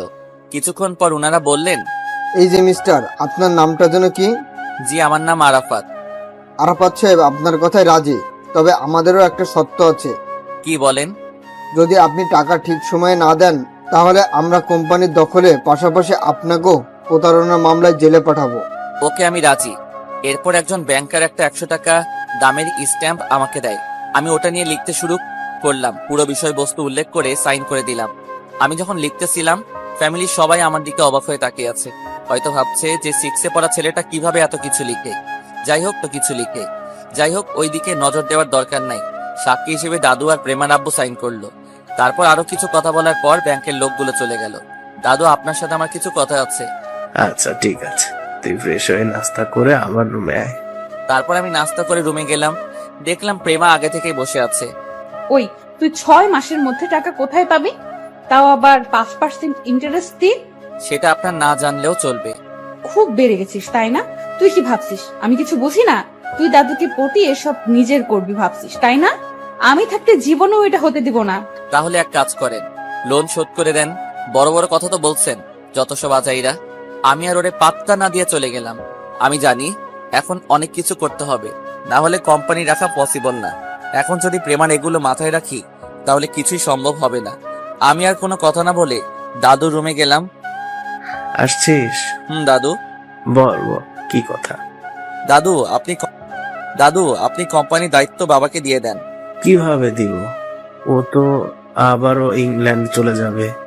দাদু বাপ দাদার ভিটে মাটির চেয়েও কি ইংল্যান্ড যাওয়া বেশি জরুরি? কি করব, ও তো প্রেমার বিয়ের জন্য এসেছিল। দাদু উনি আসছে ঠিক আছে, আর যাওয়ার দরকার নাই। আপনি শুধু দায়িত্বটা ওনাকে বুঝিয়ে দেন, বাকিটা আমি দেখে নিচ্ছি। তুই কিভাবে কি করবি আমি বুঝতেছি না। যদি তোর পড়ালেখাটা থাকতো তাহলেও কিছু একটা করতে পারবি। দাদু আমি আপনাকে একটা মিথ্যা কথা বলেছিলাম। কি? দাদু আমি আপনাকে বলেছি যে আমি পড়ালেখা করিনি, কিন্তু দাদু আমি অনার্স শেষ করে এখন মাস্টার্সে ভর্তি হয়েছি অ্যান্ড প্রেমার কলেজে পড়ি। দাদু অবাক হয়ে তাকিয়ে রইল। কি বলছিস? তুই আমাকে আগে বলিসনি কেন? দাদু আগে বললে হয়তো আপনি আমাকে এই ড্রাইভারের চাকরিটা দিতেন না, তাই আগে বলিনি। দাদু আপনার কাছে একটা অনুরোধ, কি? আপনি এই কথা অন্য কাউকে বলবেন, আপনি এই কথা অন্য কাউকে বলবেন না, এমনকি প্রেমাকেও না। বললে সমস্যা কোথায়? না দাদু প্লিজ বলবেন না। আপনি এখন স্যারকে নিয়ে অফিসে যাবেন অ্যান্ড ওনাকে সবকিছু বুঝিয়ে দিবেন। আমি নিচে গাড়ি নিয়ে আছি, আপনি স্যারকে নিয়ে আসেন। তারপর আমি নিচে চলে গেলাম, গাড়ি বের করে দাঁড়ালাম। কিছুক্ষণ পর দাদু আর স্যার আসলো, ওনাদেরকে নিয়ে অফিসে গেলাম। দাদু আর আমি স্যারকে সবকিছু বুঝিয়ে বললাম, উনিও আর না করেননি। তারপর অফিসে নিয়ে গিয়ে সবার সাথে স্যারের পরিচয় করিয়ে দিলেন অ্যান্ড উনি যে আমাদের নতুন বস সেটাও সবাইকে বললেন। তারপর দাদু আমাকেও একটা ডেস্কে বসিয়ে দিলেন, বললেন আজ থেকে এখানে তুই বসবি। এরপর আমরা বাসায় চলে আসলাম। দুপুর 2টার সময় প্রেমা আমাকে কল দেয়। ওই কই রে তুই? এই তো বাসায়। সারাদিন বাসায় কি করিস? তাড়াতাড়ি কলেজে আয়, আমাকে নিয়ে যেতে হবে। আচ্ছা আপনি থাকেন, আমি আসছি। আমি আবারও গাড়ি নিয়ে কলেজে গেলাম। দেখলাম প্রেমার বান্ধবীরা সবাই ওখানে আছে। আমি যাওয়ার পর ওনাদেরকে সালাম দিলাম, ওনারাও অনেক মশকরা করলো আমার সাথে। তারপর আমি প্রেমার একটা হাত ধরে বললাম চলো। সাথে সাথে প্রেমা আমাকে ওদের সামনে একটা থাপ্পড় দিয়ে দেয়। ছোট লোকের বাচ্চা, তোর সাহস কি করে হয় আমার হাত ধরার? ড্রাইভারের মতো থাকবি। আমি গালে হাত দিয়ে দাঁড়িয়ে রইলাম। প্রেমার বান্ধবীরা সবাই আমার দিকে তাকিয়ে আছে। লজ্জায় আমার অবস্থা শেষ। কিছু না বলে গাড়িতে চলে আসলাম। প্রেমাও এসে গাড়িতে বসলো। তারপর বাসায় চলে আসলাম। তারপর ফ্রেশ হয়ে খেয়ে নিলাম। রুমে এসে দেখি প্রেমা শুয়ে আছে, তাই ওখানে আর না থেকে আমি আবার নিচে আগের সেই জায়গায় চলে গেলাম। বিকেলে ফুল গাছে পানি দিচ্ছি, এমন সময় কেউ একজন আমার পিছনে এসে দাঁড়িয়ে আছে। আমি তাকিয়ে দেখি প্রেমা। আজকে নাকি বাবাকে অফিসের বস বানাইছে? হুম। তোকেও নাকি একটা ডেস্ক দিয়েছে? আপনাকে কে বললো?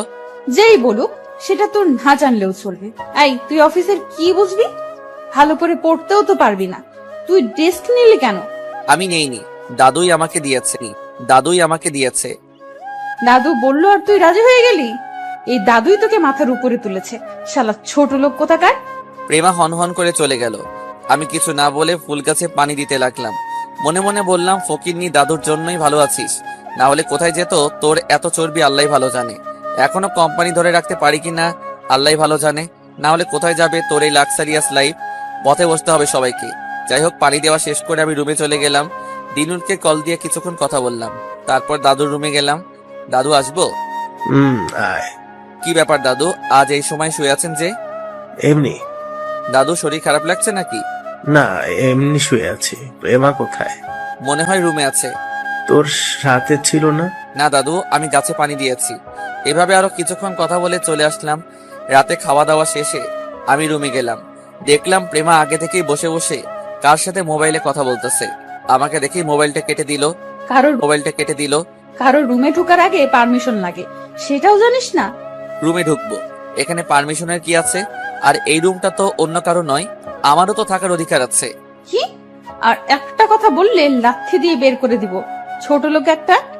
আমি কিছু বলতে যাবো এমন সময় দেখি দাদু কল দিয়েছে। একটু আমার রুমে আয়। আমি দাদুর রুমে গেলাম। আমার মাথার পাশে বস। দাদু আপনি ঠিক আছেন? ঠিক আছি। তুই কোরআন তিলাওয়াত করতে পারিস? জি দাদু পারি, কিন্তু হঠাৎ। তিলাওয়াত কর। আমি আর কিছু না বলে সূরা ইয়াসিন তিলাওয়াত করলাম। দেখলাম দাদু আস্তে আস্তে ঘুমাতে শুরু করলো। এরপর সারা আর রহমান তিলাওয়াত করলাম। দেখলাম দাদু ঘুমিয়ে গেছে। আমি দাদুর মাথায় কিছুক্ষণ হাত বুলিয়ে দিলাম। ভাবতে লাগলাম আব্বু আম্মুর পরে এই মানুষটাই আমাকে সবচেয়ে বেশি ভালোবাসে, যার উপকার বলে বোঝানো যাবে না। প্রথমে ড্রাইভার, তারপর নাচ জামাই, আবার অফিস সহকারী। আমার মনে হয় না অন্য কেউ আমার জন্য এতটা স্যাক্রিফাইস করবে। আমি রুমে চলে গেলাম। গিয়ে দেখি প্রেমাও ঘুমিয়ে গেছে। চেহারার দিকে তাকালে মনে হবে একটা বাচ্চা, কিছুই জানে না। ডিম লাইটের আলোয় একটু বেশি সুন্দর লাগছে। বেশি না তাকিয়ে আমি সোফায় গিয়ে ঘুমিয়ে গেলাম। সকালবেলা কারো চিল্লাচিল্লি শুনে ঘুমটা ভাঙলো। বুঝতে পারলাম দাদুর রুম থেকে আওয়াজ আসছে। তাড়াতাড়ি দাদুর রুমের দিকে দৌড় দিলাম। গিয়ে যা দেখলাম তাতে আমার পায়ের নিচ থেকে মাটি সরে যেতে লাগলো। আমার চারপাশ ঘুরতেছে। দেখলাম প্রেমা দাদুকে জড়িয়ে ধরে কান্না করতেছে। বুঝতে বাকি রইল না দাদু আর আমাদের মাঝে নেই। আমার পুরো পৃথিবী যেন অন্ধকার হয়ে আসলো। প্রেমার আব্বু আম্মু সবাই কান্নায় ভেঙে পড়ছে। প্রেমা এক পর্যায়ে জ্ঞান হারায়। ওরে কোলে নিয়ে রুমে দিয়ে আসলাম। মুহূর্তের মধ্যে যেন পুরো এলাকায় খবর হয়ে গেছে। আশেপাশের সবাই আসতে লাগলো। একে একে সকল আত্মীয় স্বজন আসলো। দাদুকে গোসল করানো হলো। মুহূর্তের মধ্যে যেন সব ওলট পালট হয়ে গেল। কালকে এই সময় দাদু আর আমি অফিসে কাজ করতেছি, আর আজকে দাদু। চোখ দিয়ে অনবরত পানি ঝরতে লাগলো। জোহরের নামাজের পর দাদুর জানাজা শেষ হলো। দাদুকে মাটি দিয়ে যে যার মতো চলে যেতে লাগলো। আমি কবরের পাশে বসে রইলাম। কেমনে থাকবো এই মানুষটাকে ছেড়ে? প্রেমাকে কি জবাব দিব? সে যদি জ্ঞান ফিরে দেখে তার দাদুকে আমি মাটি চাপা দিয়ে দিছি, কি জবাব দিব? কে আমাকে আরেফাত বলে ডাকবে? কে আমাকে সবকিছুতে পরামর্শ দিবে? কে আমাকে নিজের থেকেও বেশি ভালোবাসবে? মনে হচ্ছে আমার ভিতর থেকে কেউ কলিজাটা টেনে নিয়ে গেছে। সবাই কবরস্থান থেকে চলে গেল। কিছুক্ষণ পর বুঝলাম কেউ আমার কাঁধে হাত রাখলো। আমি ঝাপসা চোখে তাকিয়ে দেখি বাবা। অনেক সময় হয়েছে, চলো। আমি ওনাকে জড়িয়ে ধরে কান্না শুরু করে দিলাম। চোখের পানি ধরে রাখতে পারলাম না, ওনার চোখেও পানি। তারপর বাসায় চলে গেলাম। গিয়ে দেখি প্রেমা জিনিসপত্র ভাঙচুর শুরু করে দিয়েছে। আমাকে দেখে দৌড় দিয়ে এসে আমার কলার চেপে ধরলো। এই আমার দাদু কই? কি করেছিস আমার দাদুকে? আমাকে আমার দাদুর কাছে নিয়ে চল। কান্না করতেছে আর আমার বুকে কিল দিচ্ছে। একটু পর আমাকে জড়িয়ে ধরে আরো কান্না শুরু করে দিল। ওকে সান্ত্বনা দেওয়ার মতো ভাষা আমার নেই, তাই আমিও কিছু বলিনি। কাঁদুক, কাঁদলে মনটা হালকা হবে। আমি আম্মুকে ইশারা দিয়ে প্রেমাকে ভিতরে নিয়ে যেতে বললাম। এক এক করে সব মেহমান চলে গেল। আমি আর বাবা নামাজ পড়ে দাদুর কবরের কাছে যাই, কবর জিয়ারত করতে। রাতের বেলা সবাই ঘুমিয়ে গেল। ঘুম আসছে না কারো। তারপরেও সারাদিন কান্নাকাটি আর না খাওয়ায় শরীরটা অবশ হয়ে গেছে। বিছানায় শোয়ার সাথে সাথে ঘুম চলে আসছে সবার। আমি আস্তে আস্তে দাদুর রুমে গেলাম। হঠাৎ করে শোকেজের উপর রাখা একটা খামের দিকে চোখ পড়ল। আমি খামটা হাতে নিলাম। খুলে দেখলাম একটা চিঠি। চিঠিটা খুললাম। প্রথমে আমার নাম দেখে একটা টাসকি খেলাম। খুলে পড়তে লাগলাম, প্রিয় আরাফাত, চিঠিটা যখন পড়বি তখন হয়তো আমি আর থাকবো না। জানিস, আমি আমার ছেলে, ছেলের বউ আর কলিজার টুকরা প্রেমাকে নিয়ে অনেক টেনশনে ছিলাম। আমার কিছু হলে কে দেখবে ওদের? এর মাঝে তুই যেন আগন্তুকের মতো আসলি। একে একে সব নিজের কাঁধে তুলে নিলি। তোকে আমি আমার নিজের নাতিই ভাবতাম, কোনো দিনও ড্রাইভার মনে করিনি। যখন তোর সাথে প্রেমার বিয়ে হয়, আমার থেকে বেশি খুশি হয়তো কেউ হয়নি। আমি সব সময় আল্লাহর কাছে দোয়া করতাম প্রেমা যাতে ভালো একটা স্বামী পায়। আমার দোয়া আল্লাহ হয়তো কবুল করেছে। তুই জানিস, তোকে নিয়ে আমি অনেক গর্ব করি। আমি প্রথমে জানতাম তুই শিক্ষিত, যদিও তুই আমাকে পরে বলেছিস। তোর উপর আমার পুরো বিশ্বাস আছে, তুই আমার ফ্যামিলিকে খারাপ হতে দিবি না। সেই বিশ্বাসের কারণেই আমি আমার সবকিছু তোর নামে লিখে দিলাম। বিনিময়ে তোর কাছে আমি আমার ছেলে, ছেলের বউ আর প্রেমাকে আমানত হিসেবে রাখলাম। তুই ওদেরকে দেখে রাখিস। আমি এটাও জানি প্রেমা তোকে এখনো মেনে নেয়নি, তবে নিবে। ওর মনটা অনেক নরম, দেখবি একদিন ঠিকই সে তোকে মেনে নিবে। তুই কোনোদিনই প্রেমাকে কষ্ট দিস না। আজ থেকে আমার সবকিছুই তোর আমানত তুই রক্ষা করবি, তোর ফ্যামিলি তুই রক্ষা করবি। দাদুকে মাফ করে দিস। চিঠিটা পড়ে নিজেকে আর স্থির রাখতে পারলাম না। নিজের অজান্তেই চোখ দিয়ে পানি ঝরতে শুরু করলো। চিঠিটা খুব যত্নে রেখে দিলাম। দরজার পাশ দিয়ে কারো আসার আওয়াজ পেলাম। তাকিয়ে দেখি বাবা। বাবা, আপনি এখনো ঘুমাননি? ঘুম আসছে না, তুমি ঘুমাওনি? না বাবা, আমারও ঘুম আসছে না। দাদুকে অনেক মিস করতেছি। জানো বাবা, কি জিনিস আমি এতদিন বুঝিনি, আজকে বুঝতেছি। আমার মাথার উপর থেকে ছায়াটা চলে গেছে। বাবার মৃত্যুর জন্য আমি দায়ী। বাবা, আপনি এটা কেন বলছেন? আপনি কেন দায়ী হবেন? আমিও দায়ী। আজকে আমাদের ফ্যামিলির এই অবস্থা হয়েছে শুধু আমার জন্য। ছোটবেলা থেকে অসৎ কাজে টাকা ওঠাতাম, সারাদিন বন্ধু বান্ধব নিয়ে পড়ে থাকতাম। আমার ফিউচার চিন্তা করে বাবা আর বিয়ে করেনি, অথচ আমি বাবাকে কি দিলাম? শুধু কষ্ট ছাড়া আর কিছুই দিতে পারিনি। নিজের ইচ্ছা মতো বিয়ে করলাম, সেটাও বাবা মেনে নিয়েছে। কোনোদিন আমাকে ধমক দিয়ে কথা বলেনি। বিদেশে গিয়ে পড়ালেখা করব বলে অনেক টাকা বাবার থেকে নিয়ে গেছি। বাবাও কোনোদিন না করেনি। এখন বুঝতে পারছি বাবা আমার জন্য লোন করে টাকা পাঠিয়েছে। তুমি জানো বাবার মৃত্যু কিভাবে হয়েছে? না। উনি ঘুমের মধ্যে হার্ট অ্যাটাক করেছে। বিকালে ওনার ডেথ সার্টিফিকেট আসছে। বাবা, এখন এগুলো বলে আর কি লাভ? যা হওয়ার তা তো হয়েই গেছে। এখন আমাদের দোয়া করা ছাড়া আর কিছুই করার নাই। বাবার মৃত্যুর জন্য আমি দেই, আমার ক্ষমা নেই। বাবা, আপনি পাগল হয়েছেন? এভাবে ভেঙে পড়লে আমাদের কি হবে? আম্মু আর প্রেমাকে কে দেখাশোনা করবে? বাবা আর কিছু না বলে আমাকে জড়িয়ে ধরে রাখে কিছুক্ষণ, তারপর ওনার রুমে চলে যায়। সকালবেলা আমি নামাজ পড়ে এসে দাদুর কবর জিয়ারত করে আসলাম। বাবাও ছিল। বাসায় এসে দেখি প্রেমা কেমন ফ্যাকাশে মুখ নিয়ে বসে আছে। আম্মাও কেমন যেন হয়ে গেছে। বুঝতে পারলাম কেউ নাস্তা করেনি। আমি রান্নাঘরে গিয়ে ওনাদের সবার জন্য নাস্তা রেডি করলাম। সবাইকে ডাকলাম, আসলো। সবাই বসে বসে নাস্তা নাড়াচাড়া করছে, বাট কেউ খেতে পারছে না। প্রেমার দিকে তাকালাম, মনে হচ্ছে সে এক্ষুনি কেঁদে দিবে। সেই দিন আর অফিসে যাইনি। আমি বাড়ির টুকটাক কিছু কাজ করলাম। এইভাবে কয়েকদিন চলে গেল। সবাই মন মরা হয়ে গেছে। একদিন বিকালে আমি গাছে পানি দিচ্ছি, এমন সময় আম্মা আসলো। আরাফাত, একটা কথা বলতাম, যদি কিছু মনে না করো। জি অবশ্যই। বলছিলাম কি, অনেকদিন ধরেই প্রেমা মন মরা হয়ে বসে আছে। তুমি যদি ওরে নিয়ে কিছুদিন বাইরে থেকে ঘুরে আসতে, তাহলে মনে হয় ভালো হতো। এমনিতে বিয়ের পরে তোমরা কোথাও যাওনি।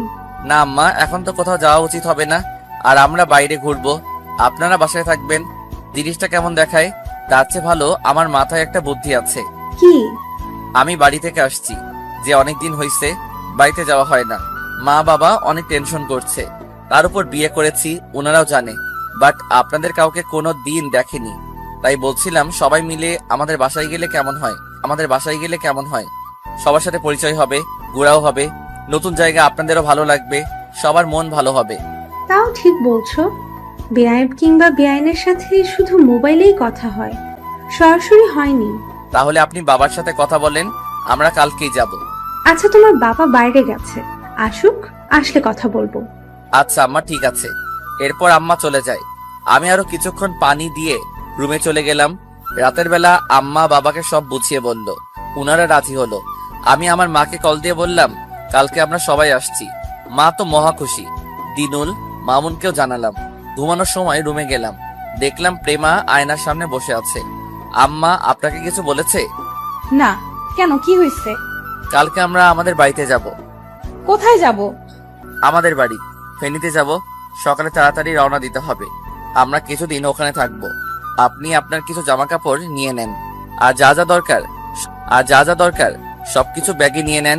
আমি জীবনেও যাব না। তোর বাড়ি তুই যা, আমাকে কেন টানাটানি করছিস? আব্বু আম্মুও যাবে। আপনি এখানে একা থেকে কি করবেন? আমার যা ইচ্ছে তাই করব। তুই যা, আমার সামনে থেকে সর। আমি আর কিছু না বলে নিচে আমার আগের সেই রুমে চলে গেলাম। এই ফকিন্নির সাথে কথা বলা আর রাস্তার কুকুরের সাথে কথা বলা একই কথা। আমি নিচে গিয়ে ঘুমিয়ে গেলাম। সকালবেলা উঠে বাবাকে ডাক দিলাম। দুজনে নামাজ পড়ে কবর জিয়ারত করে নিলাম। তারপর ওনাদেরকে রেডি হতে বললাম। ওনারা রেডি হয়ে নিল। তারপর সবাই নাস্তা করে নিলাম। প্রেমাকে অনেক রিকোয়েস্ট করা হলো, কিন্তু সে যাবে না, এটাই ফাইনাল। আমি বাবা আর আম্মাকে ইশারায় বললাম যে ও যাবে, এখন না গেলে পরে হলেও যাবে। আগে আমাদের চলে যেতে হবে।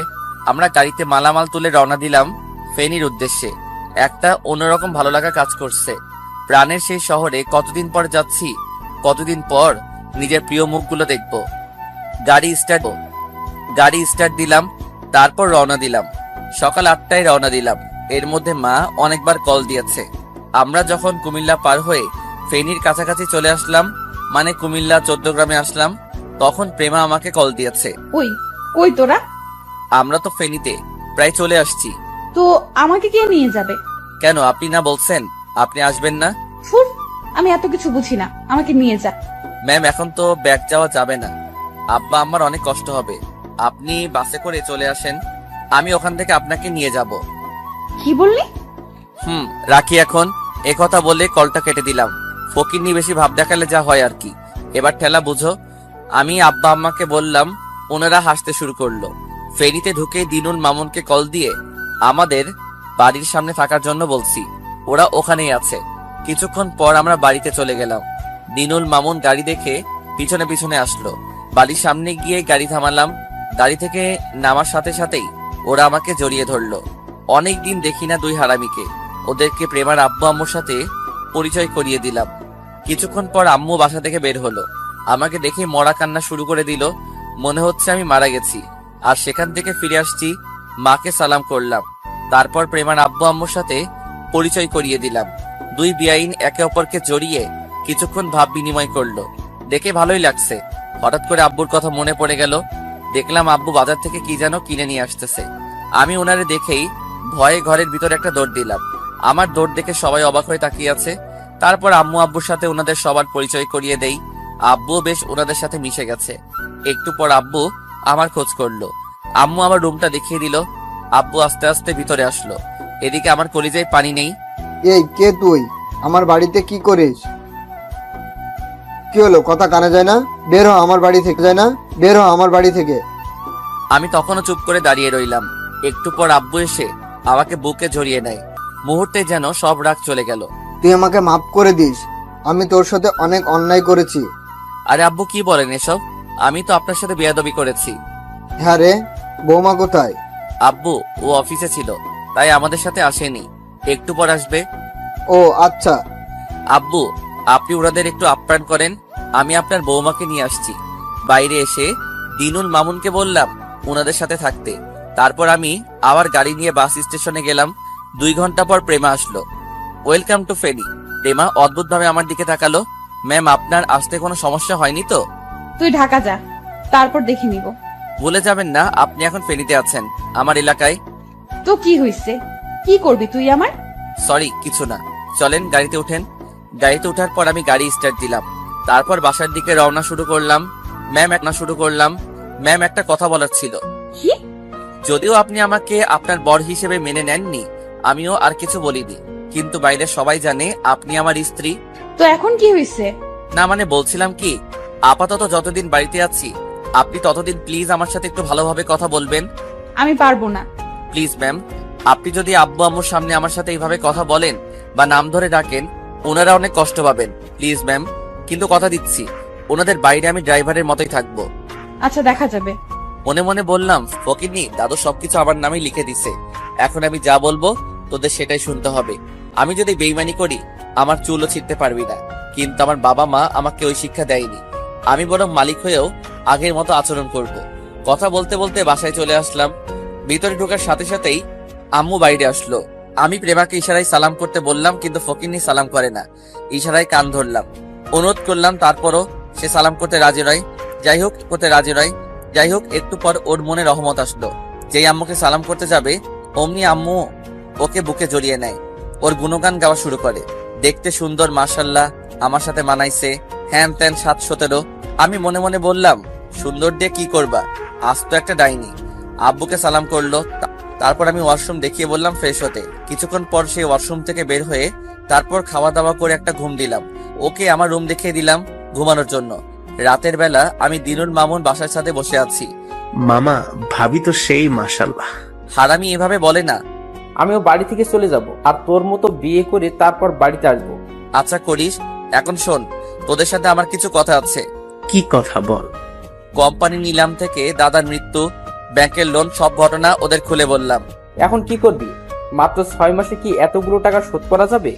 তুই এই রিস্ক কেন নিলি? দোস্ত, তোদের হেল্প লাগবে। কি হেল্প? তোরা আমার সাথে যাবি, আমার অফিসে চাকরি করবি। বিনিময়ে আমি তোদেরকে বেতন দিব, কিন্তু তোদের আমার সাথে একসাথে কাজ করতে হবে। এন্ড দিন রাত সমান করে কাজ করতে হবে। আমরা তো তোর অফিসে কলিগ না। আরে বোকা, মনে কর তোদের চাকরি হয়েছে। তোরা সাথে থাকলে সবকিছু সম্ভব। আমিও তোদের সাথে এক হয়ে কাজ করব।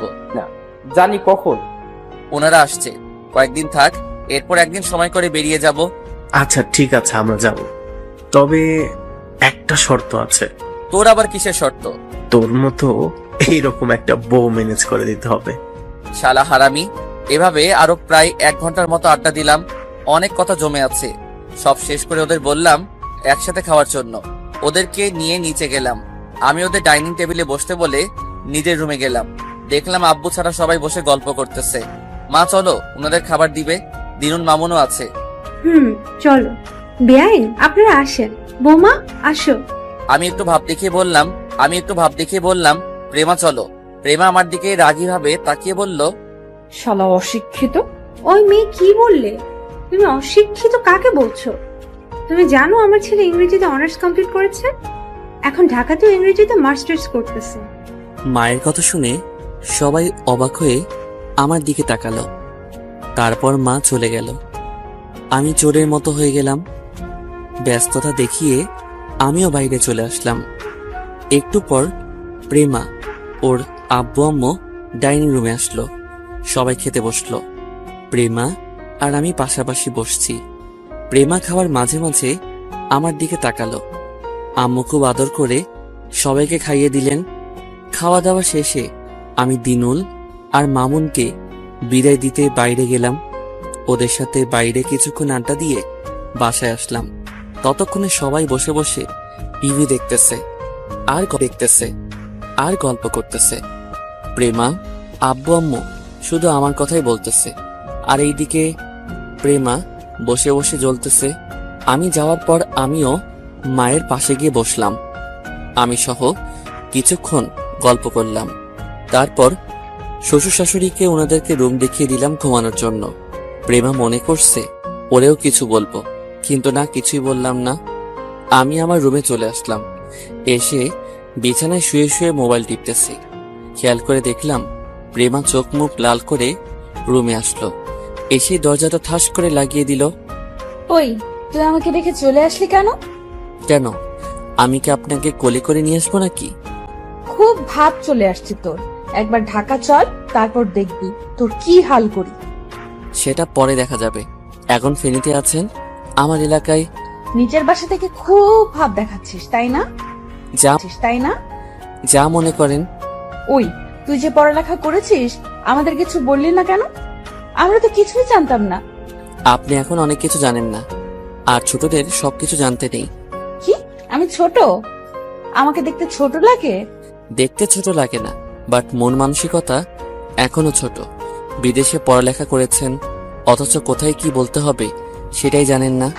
ও আচ্ছা, এখন আমাকে তোর কাছ থেকে আচরণ শিখতে হবে। সর, আমি ঘুমাবো। ফ্লোরে থাকেন। ফ্লোরে থাকবো মানে? আপনার বাসায় আপনি খাটে ছিলেন, আর আমি ফ্লোরে। এখন এখানে আমি খাটে ঘুমাবো, আর আপনি ফ্লোরে ঘুমাবেন। আমি ফ্লোরে থাকতে পারবো না। As you wish. প্রেমার দিকে তাকিয়ে দেখি মনে হচ্ছে এক্ষুনি কেটে দিবে। ফকিন্নি ঠেলা বুঝো, আমাকেও অনেক অপমান করেছ, অনেক জ্বালিয়েছ। প্রেমা বালিশ আর কাঁথা নিয়ে ফ্লোরে ঘুমাতে যাবে। এমন সময় দাঁড়ান।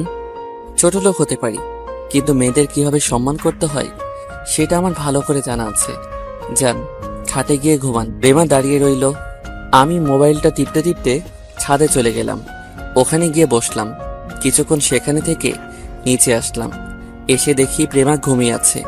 ঘুমন্ত মুখের দিকে তাকিয়ে রইলাম। ইচ্ছে করছে একটু আদর করি। যদি টের পেয়ে যায় তাহলে আমার গোষ্ঠী উদ্ধার করবে। আমি গিয়ে বারান্দায় ঘুমালাম। সকালে ঘুম থেকে উঠে নামাজ পড়ে নিলাম। তারপর বাইরে কিছুক্ষণ ঘুরলাম। অনেকদিন পর এলাকায় আসলাম। মোটামুটি ভালোই লাগছে। সবার সাথে ঘুরলাম, আড্ডা দিলাম। মোটামুটি ভালোই লাগছে। প্রেমার আব্বু আম্মুকে অনেক জায়গায় ঘোরালাম। প্রেমাও ছিল, যদিও তার আর আমার মাঝে খুব একটা কথা হয়নি। এভাবে কিছুদিন চলে গেল। রাতে সবাই বসে গল্প করতেছি।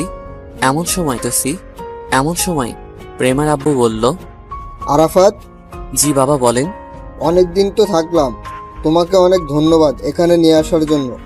আমাদের সত্যের কথা মনে আছে? এভাবে চললে তো আর মনে হয় না কোম্পানি রক্ষা করা যাবে। আমাদের ঢাকাতে ব্যাক যাওয়া উচিত। কখন যাবেন? কালকে চলো, অনেকদিন তো ঘুরলাম। বেআইনকে আমাদের সাথে নিয়ে চলো। না বেয়াই, এখন আমরা যেতে পারবো না, একটু কাজ আছে বাড়িতে। আপনারা আরো কিছুদিন থেকে যান, তারপর আমরা না হয় যাব। সে কি বেআই, আপনারা যাবেন না? এটা কি করে হয়? যাব আরো কিছুদিন পর। আরাফাত, তাহলে কালকে চলো। কালকে চলে যাবেন? তোমার কি কোনো কাজ আছে? না, আমার তেমন কোনো কাজ নেই। আচ্ছা, তাহলে আপনারা সবকিছু গোছান, সকাল সকাল রওনা দিব। তারপর আমি বাইরে এসে দিনুলকে কল দিলাম। ও আর মামুন আসলো। দোস্ত, আমরা কালকে চলে যাচ্ছি। আমরাও কি কালকে যাব? না, তোরা আরো কয়েকদিন পরে আসিস, আমি তোদের কল দিয়ে জানাবো। আরো কিছুদিন থেকে যা। না রে দোস্ত, এমনিতেই অনেকদিন চলে গেছে, আরো আগে চলে যেতাম। প্রেমার আব্বু আম্মু কিছু বলছে না দেখে এই কয়েকদিন থাকলাম। তোর শ্বশুর কি জানে আমাদের চাকরি দিচ্ছিস? না, জানে না, তবে আমি ওখানে গেলে ম্যানেজ করে নিব, তোরা টেনশন করিস না। কখন রওনা দিবি? ফজরে নামাজ পড়ে এসে নাস্তা পানি করে তারপর। আচ্ছা ঠিক আছে। এভাবে আরো কিছুক্ষণ কথা বলে বাসায় চলে আসলাম। এসে খাওয়া দাওয়া করে নিলাম, তারপর রুমে গেলাম। দেখলাম প্রেমা মন মরা হয়ে বসে আছে, হয়তো মন খারাপ হয়ে আছে। খারাপ হওয়ারই কথা, এই কয়েকদিন আব্বু আম্মু প্রেমাকে নিজের মেয়ের থেকেও বেশি আদর করেছে। মা নিজের হাতে খাইয়ে দিয়েছে, নিজের হাতে ওর মাথায় তেল দিয়ে দিত। আমরা কি কালকেই চলে যাব? হুম। ওনারা কি আমাদের সাথে যাবে? কারা? তোমার আব্বু আম্মু? বাহ, তুই থেকে তুমি, ভালোই লাগছে। না, আব্বু আম্মু যাবে না, এখানে কিছু কাজ আছে, আরো পরে যাবে। ও, আপনি চাইলে থেকে যেতে পারেন, থাকবেন? আচ্ছা, অনেক রাত হইছে, ঘুমিয়ে পড়েন, সকালে আবার তাড়াতাড়ি উঠতে হবে। প্রেমা কিছু না বলে বসে রইল। আমি গিয়ে বারান্দায় শুয়ে পড়লাম। সকালবেলা ফজরের আজান শুনে ঘুম ভাঙলো। উঠে ফ্রেশ হয়ে নামাজ পড়ে নিলাম। বাইরে গিয়ে দিনুল আর মামুনের সাথে দেখা করে বিদায় নিয়ে নিলাম। তারপর বাসায় এসে নাস্তা করে নিলাম। গোসল করে এসে সব মালামাল গাড়িতে উঠালাম। তারপর ওনারা সবাই আসলো। মা প্রেমার গলায় একটা অলংকার পরিয়ে দিল, আবার হাতে অনেকগুলো টাকা। আব্বু আম্মু ওনাদেরকে বিদায় দিলেন। প্রেমা আম্মুকে সালাম করতে যাবে, এমন সময় মা ওর হাত ধরে বুকে জড়িয়ে দেয়। আমাকে বলে, আরাফাত শোন, বলো। আমার মেয়েকে দেখে রাখবি, যদি শুনি তুই ওর সাথে কোনো খারাপ কিছু করেছিস তাহলে দেখবি আমি তোর কি করি। প্রেমাও আম্মুকে জড়িয়ে ধরে আছে। তারপর আমি আম্মুকে সালাম করলাম, বাবার সাথে কোলাকুলি করে গাড়ি স্টার্ট দিলাম। এরপর ঢাকার উদ্দেশ্যে রওনা দিলাম। গাড়িতে আমি, বাবা আর আম্মা অনেক কথা বললাম, কিন্তু প্রেমা একেবারেই চুপ। কুমিল্লা মিয়ামি রেস্টুরেন্টের সামনে গিয়ে দাঁড়ালাম, কিছু খাবো। সবাই নামলো, তারপর ভিতরে গেলাম, খাবার অর্ডার দিয়ে বসলাম। প্রেমার দিকে তাকিয়ে জিজ্ঞেস করলাম, কি হয়েছে আপনার? কিছু না। ওনাদের জন্য মন খারাপ? আচ্ছা, আর কিছুদিন যাক, ওনাদেরকেও ঢাকা নিয়ে আসবো সারা জীবনের জন্য। সত্যি? এখন খেয়ে নে। তারপর সবাই নাস্তা করে আবার গাড়িতে উঠলাম। ঢাকা আসতে আসতে প্রায় দুপুর হয়ে গেল। বাসায় যাওয়ার সময় বাইরে থেকে খাবার নিয়ে গেলাম। বাসায় গিয়ে ফ্রেশ হয়ে খেয়ে আমি নিচে এসে সেই আগে ড্রাইভারের রুমে এসে ঘুমালাম। রাতের বেলায় এশারে নামাজ পড়ে এসে দাদুর কবর জিয়ারত করে আসলাম। তারপর বাসায় আসলাম, খাওয়া দাওয়া করে প্রেমার রুমে গেলাম, কারণ নিচে গেলে বাবা মাইন্ড করে। অনেকবার আমাকে নিজের রুমে থাকতে নিষেধও করছে। তাই প্রেমার রুমে গেলাম, গিয়ে দেখি সে আম্মুর সাথে তোলা সেলফিগুলো দেখতেছে। আমাকে দেখে মোবাইলটা রেখে দিল। আমি একটা বালিশ নিয়ে সোফার দিকে যাব, এমন সময় প্রেমা বলল, একটা কথা বলবো? বলেন। তুমি চাইলে খাটে ঘুমাতে পারো, আমার সমস্যা হবে না। ধন্যবাদ, কিন্তু আমি ঘুমাবো না। কেন? ড্রাইভার কখনো মালিকের মেয়ের সাথে ঘুমাতে পারে না। তুমি তো আমার হাজবেন্ড। কে বলল? সবাই তো জানে। সবাই জানে, কিন্তু এটা জানে না যে বিয়ের পর থেকে আমি নিচে ঘুমাই আর আপনি খাটে। সবাই এটা জানে যে আপনি আমাকে আগের মতো সেই তুই করেই ডাকেন, যেখানে সেখানে অপমানিত করেন। আমার খাটে থাকার দরকার নেই, আপনার খাট আপনি ঘুমান। প্রেমা কিছু বলতে চেয়েছিল, বাট তার আগে আমি রুমের লাইটটা অফ করে শুয়ে পড়ি। পরের দিন সকালে বাবা আর আমি একসাথে অফিসে যাই। আমি গিয়ে আমার ডেস্কে বসি আর বাবা ওনার রুমে যাই। আমি অন্যান্য কর্মচারীদের কাছ থেকে সবকিছু বুঝে নিই, তারপর নতুন করে আবার সবকিছু শুরু করি। বাবার রুমে গেলাম। বাবা, আসবো? আরে আসো আসো, কিছু বলবে? বাবা, একটা কথা বলার ছিল। বলো। বাবা, ফেনীতে আমার 2টা বন্ধুকে বলেছি এখানে কাজ করার জন্য। ওরা সহ একসাথে কাজ করলে আমরা অনেক দূর এগিয়ে যেতে পারবো, না হলে লোন শোধ করা কষ্ট হয়ে যাবে। তোমার যেটা ইচ্ছা হয় সেটাই করো, যেভাবে ভালো বোঝো। বাবা, আরেকটা কথা। কি? বাবা, আমি ওদের সাথে বাইরে থাকবো। বাইরে থাকবে মানে? বাবা, আমি চিন্তা করেছি অফিসের উপরের তলায় আমাদের থাকার ব্যবস্থা করব। আমি আর বাসায় যাব না, এখান থেকেই কাজ করব। সে কি বাসায় যাবে না কেন? বাসা থেকে করলেই তো পারো। বাবা, মাত্র 6টা মাস, আমাদের মাথা থেকে সব চাপ চলে যাক, তারপর না হয় বাসায় গিয়ে থাকবো। এই 6 মাস আমার মাথায় বাসার চিন্তা না থাকাই বেটার হবে। প্রেমা কি বলবে? আপনি বলে দিয়েন, না হয় আমি আজকে বলে দিব। প্রয়োজনে আমি ওকে কলেজে দিয়ে আসবো, আবার ছুটির পর নিয়ে আসবো। আচ্ছা বাবা, তোমার যেভাবে মন চাই করো। ধন্যবাদ। তারপর আমি আমার ডেস্কে চলে গেলাম, গিয়ে দিনুল আর মামুনকে কল দিয়ে আগামীকাল আসার জন্য বললাম। ওরাও আসবে বলে জানিয়ে দিয়েছে। অফিস শেষে গাড়ি চালিয়ে বাবাকে নিয়ে বাসায় গেলাম। রাতের বেলা সোফায় বসে টিভি দেখতেছে, এমন সময় আমি বাবাকে ইশারা দিয়ে বিষয়টা বলতে বললাম। বাবা পুরো বিষয়টা আমাকে আর প্রেমাকে বুঝিয়ে বলেছেন। ওনারা কিছুই বলেনি। রাতে ঘুমাতে গেলাম, প্রেমা বলল বাসায় থেকে অফিস করা যায় না? গেলেও করব না, মাথার উপর অনেক চাপ, পরেরটা পরে দেখা যাবে। আমার কলেজ প্রতিদিন করার দরকার নেই, সপ্তাহে 2-3 দিন করবেন, আর আমাকে কল দিয়েন, আমি দিয়ে আসবো। প্রেমা আর কিছু না বলে ঘুমিয়ে গেল, আমিও ঘুমিয়ে গেলাম। পরের দিন বাবাকে অফিসে নামিয়ে দিয়ে আমি বাস স্টেশনে গেলাম দিনুল আর মামুনকে নিয়ে আসতে। অনেকক্ষণ ওয়েট করার পর ওরা আসলো। ওদের সাথে কোলাকুলি করে গাড়িতে বসিয়ে ওদেরকে সরাসরি অফিসে নিয়ে গেলাম। তারপর অফিসের উপরের তলায় ওদের থাকার ব্যবস্থা করলাম। যেহেতু প্রথম দিন, তাই আর ওদের কোনো কাজে না দিয়ে পুরো অফিস ঘুরে দেখলাম আর ওদের কাজ বুঝিয়ে দিলাম। সেদিন ওদেরকে সাথে নিয়ে বাসায় গেলাম, মানে প্রেমাদের বাসায়। ওরা তো বাসা দেখে হা করে তাকিয়ে আছে।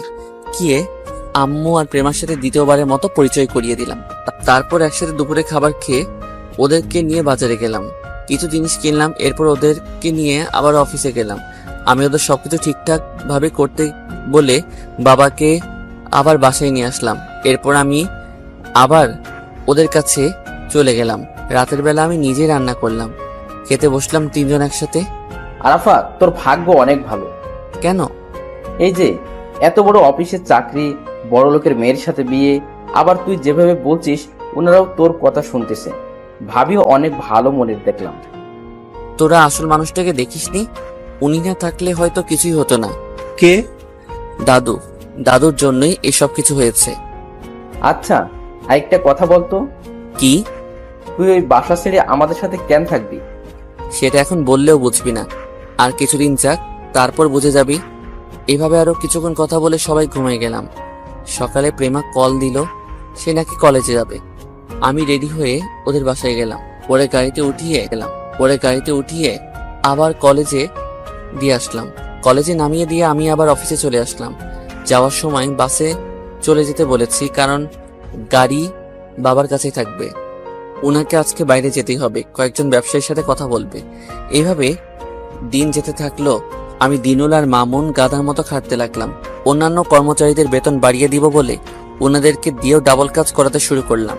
একদিন দুপুরবেলা আমি দিনুলের ডেস্কে গেছি, ওর কম্পিউটারে নাকি কি যেন সমস্যা হয়েছে। পাশে মামুনও ছিল। এমন সময় দেখলাম প্রেমা হাতে একটা টিফিন বক্স নিয়ে অফিসে আসলো। বাবাও তো অফিসে নাই, টিফিন কার জন্য? আমার জন্য নাকি? দূর, আমার জন্য কেন আনবে? আর হঠাৎ করে অফিসে আসলো কেন? আস্তে আস্তে সে একেবারে আমাদের সামনে চলে আসলো। ওর আঁচল দিয়ে আমার মুখটা মুছে দিল। আমি তো পুরো অবাক। তারপর বলল, সারাদিন শুধু কাজ করলে হবে, ঠিক মতো খেতে হবে না? আমি বড় ধরনের একটা টাস্কি খেলাম। কাহিনী কি? দিনুল মামুনের দিকে তাকিয়ে দেখি ওরাও হা করে আছে। তারপর প্রেমা আমার হাতটা ধরে আমার রুমে নিয়ে যায়। আমি পুরো সময়টা যেন স্বপ্নের মধ্যে ছিলাম। রুমে গিয়ে আমি তখনও অবাক হয়ে তাকিয়ে রইলাম। কি দেখো? আমাকে একটা চিমটি দেন তো। কেন? আমার কেমন যেন মনে হচ্ছে আমি স্বপ্নের মধ্যে আছি, তাই। প্রেমা আমার হাতে একটা চিমটি দিল। উপ! কি হলো? এত জোরে কেউ চিমটি দেয়? তুমিই তো বলছো। তাই বলে এত জোরে দিবেন নাকি? বেশ করেছি। একটা কথা বলার ছিল। কি? হঠাৎ করে এত ভালোবাসা কেন? এত আদরের মানেটা কি? কেন? আমি কি একটু যত্নও নিতে পারি না? সেটা না যে আপনি আমার নামই শুনতে পারতেন না, আর সে আপনি আজকে আমার জন্য খাবার নিয়ে আসছেন, বিষয়টা অবাক করার মতো। মানুষ সব সময় একরকম থাকে না। আর আগের সবকিছুর জন্য সরি। আচ্ছা, এখন ওসব কথা থাক, তুমি ফ্রেশ হয়ে আসো, আমি খাবার দিচ্ছি। তারপর আমি ওয়াশরুমে গেলাম, ফ্রেশ হয়ে আসলাম। প্রেমা নিজের হাতে ভাত বেড়ে দিল আর বলতে থাকলো, জানো, আমি তোমার জন্য নিজের হাতে রান্না করে নিয়ে আসছি। ও তাই নাকি? আচ্ছা, তাহলে তাড়াতাড়ি দেন। প্রেমা আমাকে ভাত দিলে প্রথম নলা মুখে দিতেই আমার 12টা বেজে গেল। যেমন ঝাল তেমন কড়া, মুখে দেওয়াটাই অনেক কষ্টের। আমি তারপরও হাসি মুখে খাচ্ছি। কেমন হয়েছে? অসাধারণ। আমার কেমন যেন মনে হচ্ছে রান্না ভালো হয়নি। খুব ভালো হইছে। দেখি, আমি একটু খেয়ে দেখি। হুম, আমার জন্য এনেছেন, আমি খাবো। না, আমিও একটু খেয়ে দেখি। প্রেমা এক প্রকার জোর করে খেয়ে নিল। খেয়েই চোখ মুখ লাল করে কাশতে থাকলো। আমি তাড়াতাড়ি করে পানির গ্লাসটা ওকে দিলাম। প্রেমা পানি খেয়ে কিছুক্ষণ দম নিল। এত বাজে খাবার, অথচ তুমি হাসি মুখে খেয়ে নিয়েছো? একটাবার বললেও না। ম্যাম, আপনি এত কষ্ট করে ভালোবেসে আমার জন্য রান্নাটা করেছেন, এটাই অনেক। এটাই আমার কাছে পৃথিবীর সবচেয়ে দামি খাবার। অভিযোগ কেন করব? প্রেমা কিছু না বলে আমার বাম হাতটা ধরে কিছুক্ষণ চুপ করে নিচের দিকে তাকিয়ে রইল। বুঝতে পারলাম ওর চোখে পানি এসে গেছে। আপনি দুপুরে খাইছেন? না সূচক মাথা নাড়ালো। আমি অফিসের দারোয়ান চাচাকে দিয়ে 2 প্যাকেট বিরিয়ানি আনালাম। তারপর নিজের হাতেই ওরে খাইয়ে দিলাম। আমি ভাবছি প্রেমা হয়তো খাবে না, কিন্তু সে হাসি মুখেই খেয়ে নিল। আমি যখন প্রেমাকে খাইয়ে দিচ্ছি, ওই 2 শালা দিনুল আর মামুন বারবার দরজার সামনে এসে তাকাচ্ছিল। যদিও আমি দেখতে পেয়েছি, কিন্তু প্রেমার জন্য কিছু বলতে পারিনি। প্রেমা আরো কিছুক্ষণ থাকলো, আমার সাথে অনেক হেসে হেসে কথা বলল। মোটামুটি ভালোই লাগছে। বিকেলবেলা কাজ করতেছি, বারবার শুধু প্রেমার মুখটাই সামনে ভাসতে থাকলো। কিরে শালা, কি? তুই বললি ভাবি তোকে আদর কম করে, এখন তো দেখছি তলে তলে অনেক দূরে এগিয়ে গেছিস। শালা হারামি, আমাদের সামনে আসলে ন্যাকা সাজে, মনে হয় কিচ্ছু জানে না। এখন তো সব নিজের চোখেই দেখলাম। এই আমার বউ আমাকে আদর করেছে, তাতে তোদের কি? যা, যে যার ডেস্কে গিয়ে বস, কাজ কর। অনেক কাজ করতে হবে। এইভাবে চলছে আমাদের দিনরাত কাজ। সকাল নেই, সন্ধে নেই, রাত নেই। যখনই সময় পাই তখনই কাজ করতেছি। মাত্র 1 মাসে ব্যবসা আগের চেয়েও দ্বিগুণ বেড়ে গেল। এইভাবে দিন যায়, মাস যায়, দেখতে দেখতে 6টা মাস চলে গেল। মোটামুটি কোম্পানির সব লোন শোধ করার মতো টাকা হয়ে গেছে। অন্যদিকে প্রেমা আর আমার সম্পর্কটা আগের চেয়েও বেশি ভালো হয়ে গেছে। যেই প্রেমা আমাকে দেখতেও পারতো না, আর সে এখন আমাকে ছাড়া কিছুই বুঝে না। যদিও আমি অফিসে থাকি, কিন্তু মনটা ওর কাছেই থেকে যায়। সেও মাঝে মধ্যে অফিসে আসতো, আমাকে দেখে যেত। ফেরিতে আব্বু আম্মুর সাথে সারাদিনই কথা বলতো। আজকে বিকালবেলা আমি ব্যাংকের লোকদেরকে বাসায় আসার জন্য বললাম। উনারা বাসায় আসলো। বাবা আমাকে কল দিয়ে বাসায় আসতে বলল। আমি দিনুল আর মামুনকে সাথে নিয়ে বাসায় আসলাম। এসে দেখি ওনারা সবাই আছে। আমি গিয়ে সোফায় বসলাম। ব্যাংকের একজন লোক বলল, স্যার, আপনার মনে আছে আজ থেকে 6 মাস আগে আমরা আপনাদের কোম্পানি দখল করার পদক্ষেপ নিয়েছিলাম। পরে আপনি মোট টাকার উপরে 5% কমিশন সহ সব টাকা 6 মাসের মধ্যে দিবেন বলেছিলেন। জি মনে আছে, আর সেই জন্যই আপনাদের এখানে নিয়ে আসছি। আমি ব্যাগ থেকে ব্যাংকের একটা চেক বের করলাম। তারপর ওনাদের বললাম, আপনাদের সবগুলো ডকুমেন্টস বের করেন, এন্ড আমাদের কাগজপত্র যা আছে সব দিয়ে দেন। বাবা এখানে একটা সাইন করে দেন। বাবা চেকটাতে সাইন করে দিল। তারপর চেকটা হাতে নিয়ে ওনাদেরকে দিলাম, এই নেন, এখানে আপনাদের সবগুলো টাকা আর 5% কমিশন আছে, বুঝে নেন। ওনারা সবকিছু বুঝে নিল। তারপর আমাদের কাগজপত্রগুলো সব ফিরিয়ে দিল। ধন্যবাদ আপনাদের, আমাকে 6 মাস সময় দেওয়ার জন্য। আপনাকে ধন্যবাদ, কথা দিয়ে সঠিক সময় টাকাগুলো ফেরত দেওয়ার জন্য। এরপর ওনারা চলে যায়। প্রেমা গিয়ে আমাদের সবার জন্য নাস্তা নিয়ে আসলো। তারপর আমরা উঠে চলে আসবো। এমন সময় প্রেমা বলল, আজকে থাকা যায় না? আরো কিছু কাজ আছে, সেগুলো সেরে নিই তারপর। আরাফাত বাবা, একটা কথা বলতাম। বলেন। কালকে একটু সকালে বাসায় আসিও, আমি আর প্রেমা অফিসে যাব। প্রেমার কি কোনো কাজ আছে? সেটা না হয় পরে দেখা যাবে। তুমি একটু কথা যাবে, তুমি একটু কষ্ট করে আসিও। আচ্ছা বাবা, আসবো। আমরা অফিসে চলে গেলাম। রাতের বেলা রান্না করতেছি। আমি বললাম, ভাবছি আব্বু আম্মুকে ঢাকায় নিয়ে আসবো। কেন, ওখানে কি সমস্যা? সমস্যা না, আমি ছাড়া তো আর ওদের দেখার মতো কেউ নাই। ওনাদের সাথে না রাখলে কাকে রাখবো? এখন কি তোর শ্বশুর এর বাসায় রাখবি নাকি? তুই পাগল নাকি? আমি কি কাপুরুষ যে নিজের বাবা মাকে শ্বশুরের বাসায় রাখবো? আমার এত এখন একটা খুঁটি হয়েছে, আলাদা বাসা নিব। ওখানে আব্বু আম্মু আর প্রেমা থাকবে। প্রেমা কি রাজি হবে? অবশ্যই হবে। প্রত্যেক মেয়ে চাই বিয়ের পর শ্বশুর বাড়িতে থাকতে। আমি এখন একটা ভাড়া বাসা নিব। যদি কখনো আল্লাহ আমাকে টাকা দেয়, তখন না হয় নিজে বাসা নিব। এইটাই ভালো হবে। একটা সত্যি করে কথা বলতো, কি? তুই এতদিন প্রেমাদের বাসায় থাকিসনি কেন? শোন তাহলে, প্রথমত কোম্পানি রক্ষা করার জন্য এখানে চলে আসছি যাতে করে দিনরাত কাজ করতে পারি। দ্বিতীয়ত, আমি আগে ওনাদের ড্রাইভার ছিলাম, তাই ওখানে ছিলাম। এখন আমি ওনাদের জামাই, আর আমার নিজস্ব একটা পার্সোনালিটি আছে। ঘর জামাই থেকে কাজ করা আমার দ্বারা হবে না। আমি বাদাইমা না যে ঘর জামাই থেকে কাজ করব। তোদের আরো একটা কথা বলা হয়নি। কি? দাদু মারা যাওয়ার সময় সবকিছু আমার নামে লিখে দিয়ে গেছে, এমনকি বাড়িও। তাহলে তো বাড়ির মালিক তুই। তাহলে ওখানে থাকতে সমস্যা কোথায়? দেখ, আমি জানি বাসার মালিক আমি, কিন্তু ওই বাসা প্রকৃতপক্ষে আমার না। আর আমার ওনাদের বাড়ি গাড়ির প্রতি কোনো লোভও নেই। ওনাদের সম্পদ ওনাদের জন্যই থাকুক। ওরা কি জানে দাদু সব তোকে লিখে দিয়ে গেছে? না, আর জানাবো না। জানালে অনেক কষ্ট পাবে, হয়তো দাদুকে বদদোয়া দিবে। আমি চাই না আমার জন্য দাদুর উপর কোনো বদদোয়া যাক। যদি কখনো জেনে যায়? তোরা ছাড়া আর কেউই জানে না। আশা করি তোরা কখনো বলবি না। জানার আর কোনো চান্স নেই। ওকে এসব কথা বাদ দে, খেতে চল। তারপর খাওয়া দাওয়া করে ঘুমিয়ে গেলাম। পরের দিন উঠে প্রেমাদের বাসায় গেলাম। গিয়ে দেখি বাবা রেডি হয়ে বসে আছে।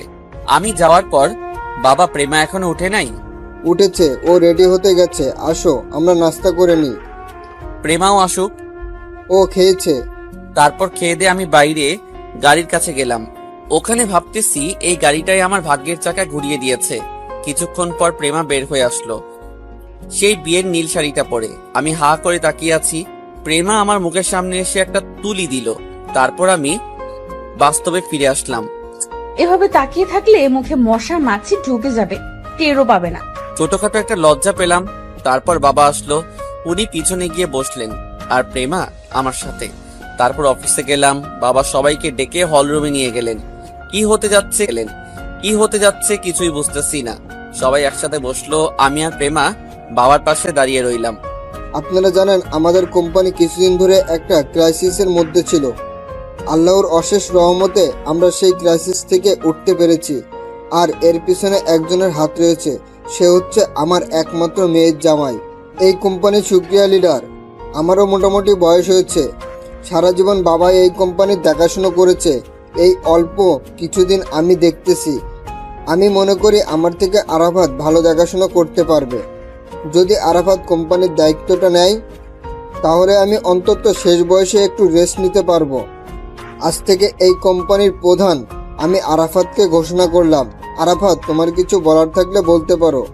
আমি শুধু একটা কথাই বলবো, আজকে আমাদের সফলতার পিছনে আমি ছাড়াও অনেকের হাত রয়েছে।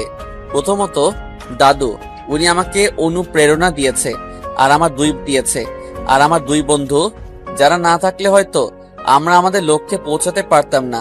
ওরা 5 মাস চাকরি করে একটা টাকাও আমার থেকে নেয়নি। ধন্যবাদ ওদেরকে, ধন্যবাদ সবাইকে। আর একটা কথা, সেটা হচ্ছে আমি কোম্পানির একজন কর্মকর্তা হয়ে থাকতে চাই। আসল মালিক বাবা আর প্রেমাই থাকবে। ওরাও দেখাশোনা করবে। আমি আমার মতো করে চেষ্টা করে যাব, বাকিটা আল্লাহর হাতে। আপনারাও নিজের মতো করে কাজ করবেন। ধন্যবাদ সবাইকে। সবার সাথে হাত মিলিয়ে করে আমি আমার রুমে গেলাম। একটু পর প্রেমা আসলো। আসতে পারি স্যার?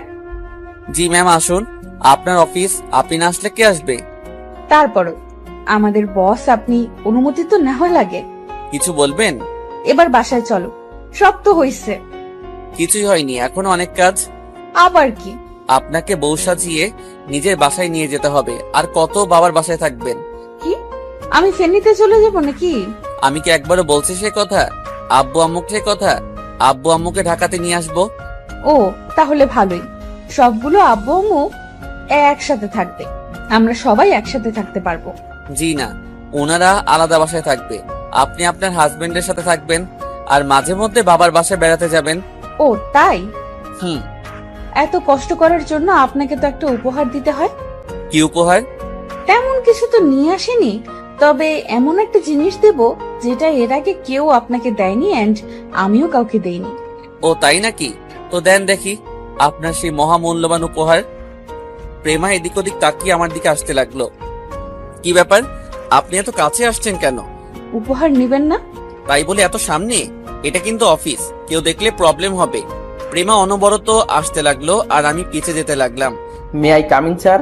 প্রেমা লজ্জা পেয়ে আমাকে ছেড়ে দেয়। যাক বাবা, বাঁচা গেল। প্রেমা হাসতে হাসতে রুমের বাইরে চলে যায়। কি রে শালা, সবসময় রোমান্টিক মুডে থাকুক কেন? কই দেখলি সব সময়? যার একটা চান্স ছিল তুই এসে সব বরবাদ করে দিলি। বল কি হইছে? স্যার বলতেছে আজকে সবাই ছুটি দেওয়ার জন্য। এমনিতেই দিয়ে দেওয়ার চিন্তা মাথায় ছিল। বিকেলে এক জায়গায় যাব। কোথাও যাবি? সেটা পরে দেখবি। মামুন কই? স্যারের সাথে আছে। আচ্ছা চল। তারপর আমি আর দিনুল বাইরে গেলাম। বাবা দাঁড়িয়ে আছে। আমি ওনাকে গাড়িতে তুলে দিলাম। প্রেমা লজ্জায় লাল হয়ে আছে, আমার দিকে একবারও তাকাইনি। অফিস ছুটি দিয়ে উপরে চলে আসলাম। ফ্রেশ হয়ে খেয়ে দিয়ে বিকালে তিনজন বের হয়ে গেলাম বাসা খুঁজতে। অনেক খোঁজাখুঁজির পরও ভালো কোনো বাসা পাচ্ছিলাম না।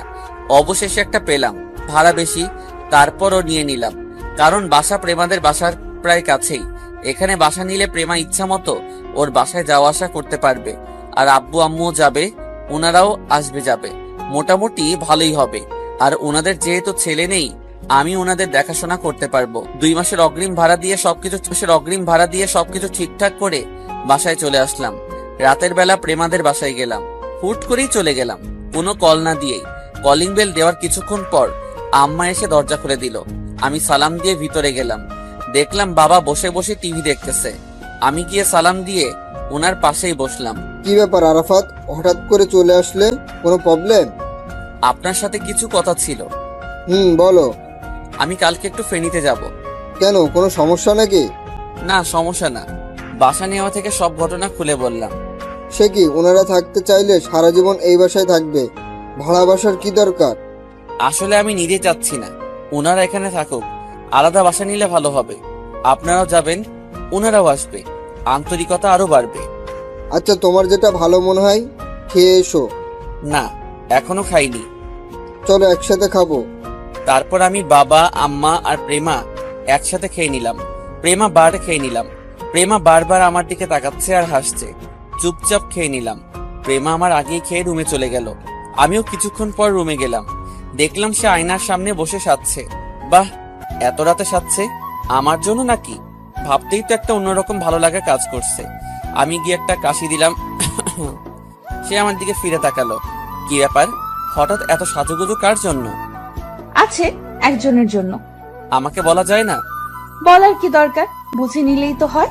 আচ্ছা ঠিক আছে, আপনি সাজেন, আমি চলে যাচ্ছি। কোথায় যাচ্ছ? কোথায় আবার, বাসায়, দিনুন মামুনের কাছে। আজকে রাতটা থেকে গেলে হয় না? থেকে গেলে লাভ কি হবে শুনি? সকালে না পাওয়া জিনিসটা এখন দিব। তাই নাকি? হুম। বাট আমি তো নিব না। কেন? আমাদের বিয়েটা আবার হবে, বাসর হবে, তারপর না হয় যা দেওয়ার দিবেন। বুঝলাম না, বিয়ে আবার হবে মানে? বিয়ে তো হয়ে গেছে। সেটা সবাই জানে, বাট আমাদের দুজনের সম্পর্ক তো হাজবেন্ড ওয়াইফের মতো ছিল না। আর বাসর ঘর নিয়ে সবার একটা ড্রিম থাকে, আমারও ছিল, একটাও পূরণ হয়নি। তার মানে আমরা আবার বিয়ে করব, বাসর হবে, এই তো?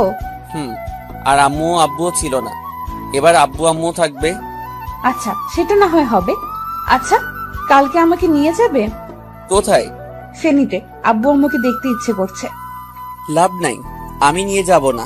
কেন কেন? আপনি বসেছে আব্বু আম্মুর সামনে যাবেন, এর আগে না। প্রেমা মন খারাপ করে রইল।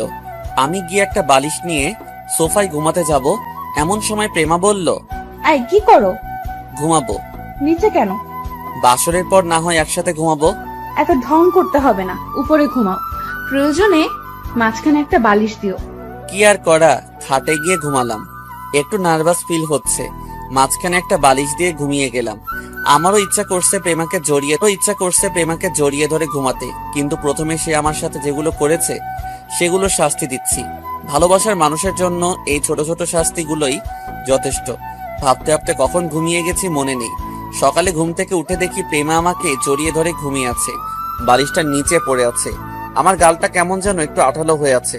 বুঝতে বাকি রইল না, কালকে রাতে প্রেমা আমাকে থাক বলবো না, প্রেমার ঘুমন্ত মুখটার দিকে কিছুক্ষণ চেয়ে রইলাম। ভালোই লাগছে। ফ্যানের বাতাসে চুলগুলো মুখের উপর চলে আসছে।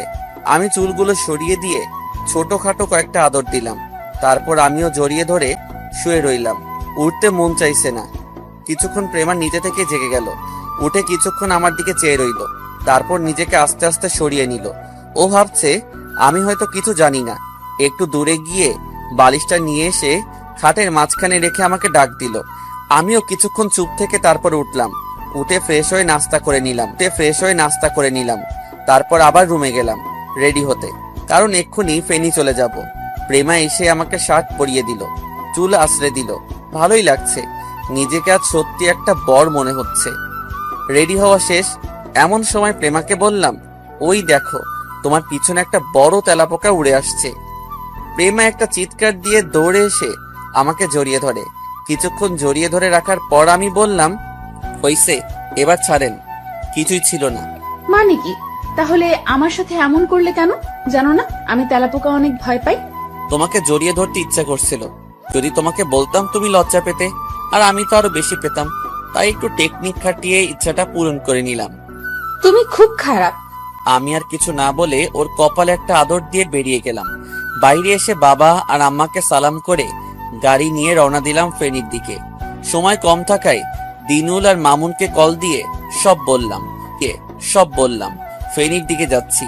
রাস্তায় পুরোটা পথ প্রেমা বারবার কল দিয়ে কথা বলছিল, কত দূর গিয়েছি, কি খেয়েছি, এগুলাই। দুপুরের আগে ফেনীতে চলে গেলাম। আব্বু আম্মু আমাকে দেখে একটা টাসকি খেলেন, কারণ কাউকে কিছু না জানিয়ে চলে আসছি। ওনাদের ঢাকা যাওয়ার কথা বললাম, কিন্তু কিছুতেই রাজি না। অনেক কষ্ট করে বোঝালাম, কিন্তু শুনতেই রাজি নয়। পরে প্রেমাকে দিয়ে ওনাদের কল করে কান্নাকাটি করতে বললাম। যাক, কাজ হয়ে গেছে। আব্বু আম্মু রাজি হয়েছে। সেদিন আর ঢাকা ব্যাক করা হয়নি। রাতে বাড়িতেই থেকে গেলাম। পরের দিন একটা ট্রাক ভাড়া করে প্রয়োজনীয় কিছু জিনিস ট্রাকে তুলে নিলাম। তারপর আব্বু আম্মুকে গাড়িতে বসিয়ে ঢাকার দিকে রওনা দিলাম। ঢাকা যেতে যেতে প্রায় দুপুরের পর হয়ে গেছে। আমরা একটা হোটেলে খেয়ে নিলাম। সবগুলো মালামাল নিয়ে বাসার সামনে রাখলো। নতুন বাসা, তাই সবকিছুই নতুন করে সাজাতে হবে। আমি আব্বু আম্মুকে নিয়ে প্রেমাদের বাসায় চলে গেলাম। ওনাদেরকে দেখে তো প্রেমা আর ওর আব্বু আম্মু মহা খুশি। আমি ওনাদের নামিয়ে দিয়ে নতুন বাসায় আসলাম। তারপর আমি দিনুল মামুন মিলে পুরো বাসাটা সাজালাম। প্রেমাকে কল করে বললাম আমাদের আবার বিয়ের কথা ওর বাবাকে বলতে, আর ওনাদের দিয়ে আমার আব্বু আম্মুকে রাজি করাতে। সে প্রথমে রাজি ছিল না, পরে রাজি হলো। রাতের বেলা আমি প্রেমাদের বাসায় গেলাম। দেখলাম আব্বু আম্মু আর ওনারা সবাই বসে বসে গল্প করছে। আমি যাওয়ার কিছুক্ষণ পর প্রেমার বাবা আব্বুকে বলল, বিআই সাহেব, একটা কথা বলতাম। জি বেয়াই, বলেন। বলছিলাম কি, ওদের বিয়ের সময় তো আপনারা ছিলেন না, আর ওদের বিয়েটা একটা অ্যাক্সিডেন্টের মতো হয়েছিল। সবাই তখন অনেক টেনশনে ছিল, বিয়েকে বিয়ের মতো মনে হয়নি। তাই বলছিলাম কি, যদি ওদের বিয়েটা আবার দেওয়া হয় কেমন হয়? আবার বিয়ে? কালেমা তো পড়া আছে, শুধু অনুষ্ঠানটা আবার হবে আর কি। আমার মেয়ের অনেক ইচ্ছা, তাই বলছিলাম। তুই কি বলিস? আপনারা যেটা ভালো মনে করেন। এদিকে তো আমার ভিতরে লাড্ডু ফুটতেছে। যাই হোক, সবাই রাজি হয়ে গেল। আগামী শুক্রবারে অনুষ্ঠানের দিন তারিখ ঠিক করা হলো। আমিও অনেক এক্সাইটেড ছিলাম, সাথে প্রেমা। আমি প্রেমাদের বাসা থেকে চলে আসলাম। এসে সানি আর আইমানকে পুরো বিষয়টা বললাম।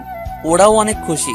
খাওয়া দাওয়া করে তাড়াতাড়ি ঘুমিয়ে গেলাম, কারণ কালকে সবাই শপিং করতে যাবে। অবশেষে ইচ্ছেটা পূরণ হতে যাচ্ছে। সকালে ঘুম ভাঙলো প্রেমার রাগী চেহারাটা দেখে। প্রেমা সালোয়ার কামিজের ওড়নাটা কোমরে পেঁচিয়ে আমার দিকে রাগীভাবে তাকিয়ে আছে। দিনুল আর মামুনের আগেই গায়েব হয়ে গেছে। প্রেমা দরজাটা লাগিয়ে দিয়ে আমার দিকে আগাতে লাগলো।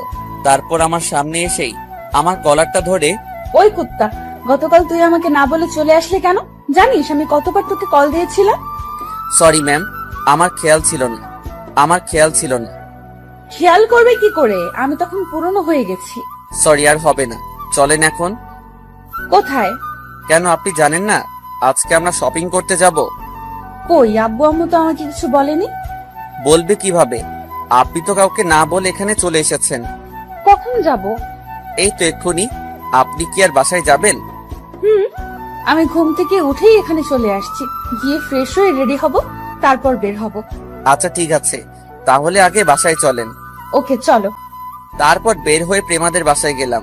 ওখানে গিয়ে কিছুক্ষণ বাবার সাথে কথা বললাম। তারপর প্রেমা রেডি হলো। তারপর বের হলাম। আসার সময় আমার আব্বু আম্মুকেও বাসা থেকে নিয়ে নিলাম। তারপর সবাই মিলে শপিং মলের দিকে রওনা দিলাম। দিনুল আর মামুনকে কল দিয়ে আসতে বললাম। ওরা আগে থেকে চলে আসছে। কিছুক্ষণ পর আমরাও পৌঁছে গেলাম। আমি গাড়ি পার্কিং করে রেখে ওনাদের সাথে ভিতরে গেলাম। প্রথমেই প্রেমার জন্য কেনাকাটা শুরু। সে আগের মতো এটা পছন্দ হচ্ছে না, ওটা পছন্দ হচ্ছে না। অনেক কষ্টে কয়েকটা দোকান ঘোরার পর প্রেমার জন্য শাড়ি কেনা হলো। এরপর 2 বেয়াই আর 2 বেআইনের জন্য জামা কাপড় কেনা হলো। সবার শেষে আমার জন্য প্রেমার শাড়ির সাথে ম্যাচিং করে শেরওয়ানি নিলাম। দিনুল মামুনের জন্য আমার সাথে কালার ম্যাচ করা পাঞ্জাবি নিলাম। তারপর সবাই মিলে বাইরে এসে খাওয়া দাওয়া করে নিলাম। তারপর বাসায় চলে গেলাম। পরের দিন সকালবেলা বের হয়ে কিছু কার্ড বানিয়ে নিলাম। ওগুলো দিনুল আর মামুন সবাইকে দিয়ে আসলো। বিকেলবেলা থেকে ডেকোরেশনের মালামাল আসতে শুরু করলো। আব্বু অনেক এক্সাইটেড। নিজের ছেলের বিয়ে বলে কথা, সবকিছু তদারকি করছে। 2টো বাড়ি খুব সুন্দর করে সাজানো হলো। তবে একটা প্যাঁচা লেগে গেছে। সেটা হচ্ছে বাবা মানে প্রেমার আব্বু চাইছে গায়ে হলুদের অনুষ্ঠানটা ওনাদের বাসাতেই হবে, মানে বর কনে একসাথে গায়ে হলুদ দিবে। আমার আব্বু আপত্তি জানালো। বর আর কনের তো একসাথে হলুদ হয় না। অবশেষে আব্বু রাজি হলো। প্রেমাদের বাসাতেই গায়ে হলুদের অনুষ্ঠানটা হবে। গায়ে হলুদের দিন সকাল থেকেই মেহমান আসতে শুরু করলো। সবাইকে আব্বু আম্মুর সাথে পরিচয় করিয়ে দিলাম। দিনুল মামুন অনেক ব্যস্ত, কারণ সবগুলো কাজ ওদের ঘাড়ের উপর দিয়ে দিয়েছি। গতবার যখন এইভাবে অনুষ্ঠান হয়েছিল সবকিছু আমার কাঁধেই ছিল। এবারও নাই যে তা না, তবে আগের মতো না আর কি। আজকের এই দিনে দাদু থাকলে আর কোনো কথাই ছিল না। হয়তো দাদুর থেকে বেশি খুশি আর কেউ হতো না। সন্ধ্যা থেকে 2 বাড়ি আলোয় আলোয় আলোকিত। আমি আব্বু আম্মু প্রেমাদের বাসায় চলে গেলাম, কারণ গায়ে হলুদ ওখানেই হবে। গিয়ে দেখলাম দিনুল আর মামুন প্রেমার বান্ধবীদের সাথে হাসাহাসি করতেছে। আমি ইশারায় ডাক দিলাম। কিরে, সবসময় ডাকাডাকি কেন? দেখতেছিস না একটা ইম্পর্টেন্ট মিটিং এর মধ্যে আছে? দেখতেছি কেমন ইম্পর্টেন্ট, চল কাজ আছে। আবার কি কাজ? মামুনকে নিয়ে যা, আমি যেতে পারবো না। সেও যাবে, তুইও চল। দিনুলের চেহারা পুরো কালো হয়ে গেছে। এই শালা মেয়ে দেখলে আর হুঁশ থাকে না। ওদের দুজনকে নিয়ে দাদুর কবর জিয়ারত করতে যাব, এমন সময় প্রেমা কল দিয়েছে। এই কই তুমি? এই তো এক জায়গায় যাচ্ছি। আমাদের পার্লারে দিয়ে আসতে হবে তো, এখন না গেলে অনেক দেরি হয়ে যাবে। আজব, আমি কেন দিয়ে আসবো? বর কখনো দিয়ে আসে? আগে তো তুমিই দিয়ে আসছো। আগে তো ড্রাইভার ছিলাম, এখন তো বর। আমি এত কিছু বুঝি না, আমাদের দিয়ে আসো। কি আর করা, ইচ্ছা না থাকা সত্ত্বেও ওদেরকে পার্লারে দিয়ে আসলাম। দিনুল আর মামুন যাওয়ার জন্য অনেক লাফালাফি করছে। গাড়িতে জায়গা না থাকায় ওদের যাওয়া আর হলো না। ওদের দিয়ে সে কিছু কাজ করলাম। কাজ বলতে আমি নিজেই রেডি হয়ে নিলাম, সাথে কিছু বিরিয়ানি খেলাম। সেই বিকাল থেকে কিছু খাইনি। খাওয়া দাওয়া শেষ করে অফিসের কলিগদের সাথে কথা বলছি, এমন সময় প্রেমা আবারও কল দিয়ে যেতে বলে। তারপর গিয়ে ওদেরকে নিয়ে আসলাম।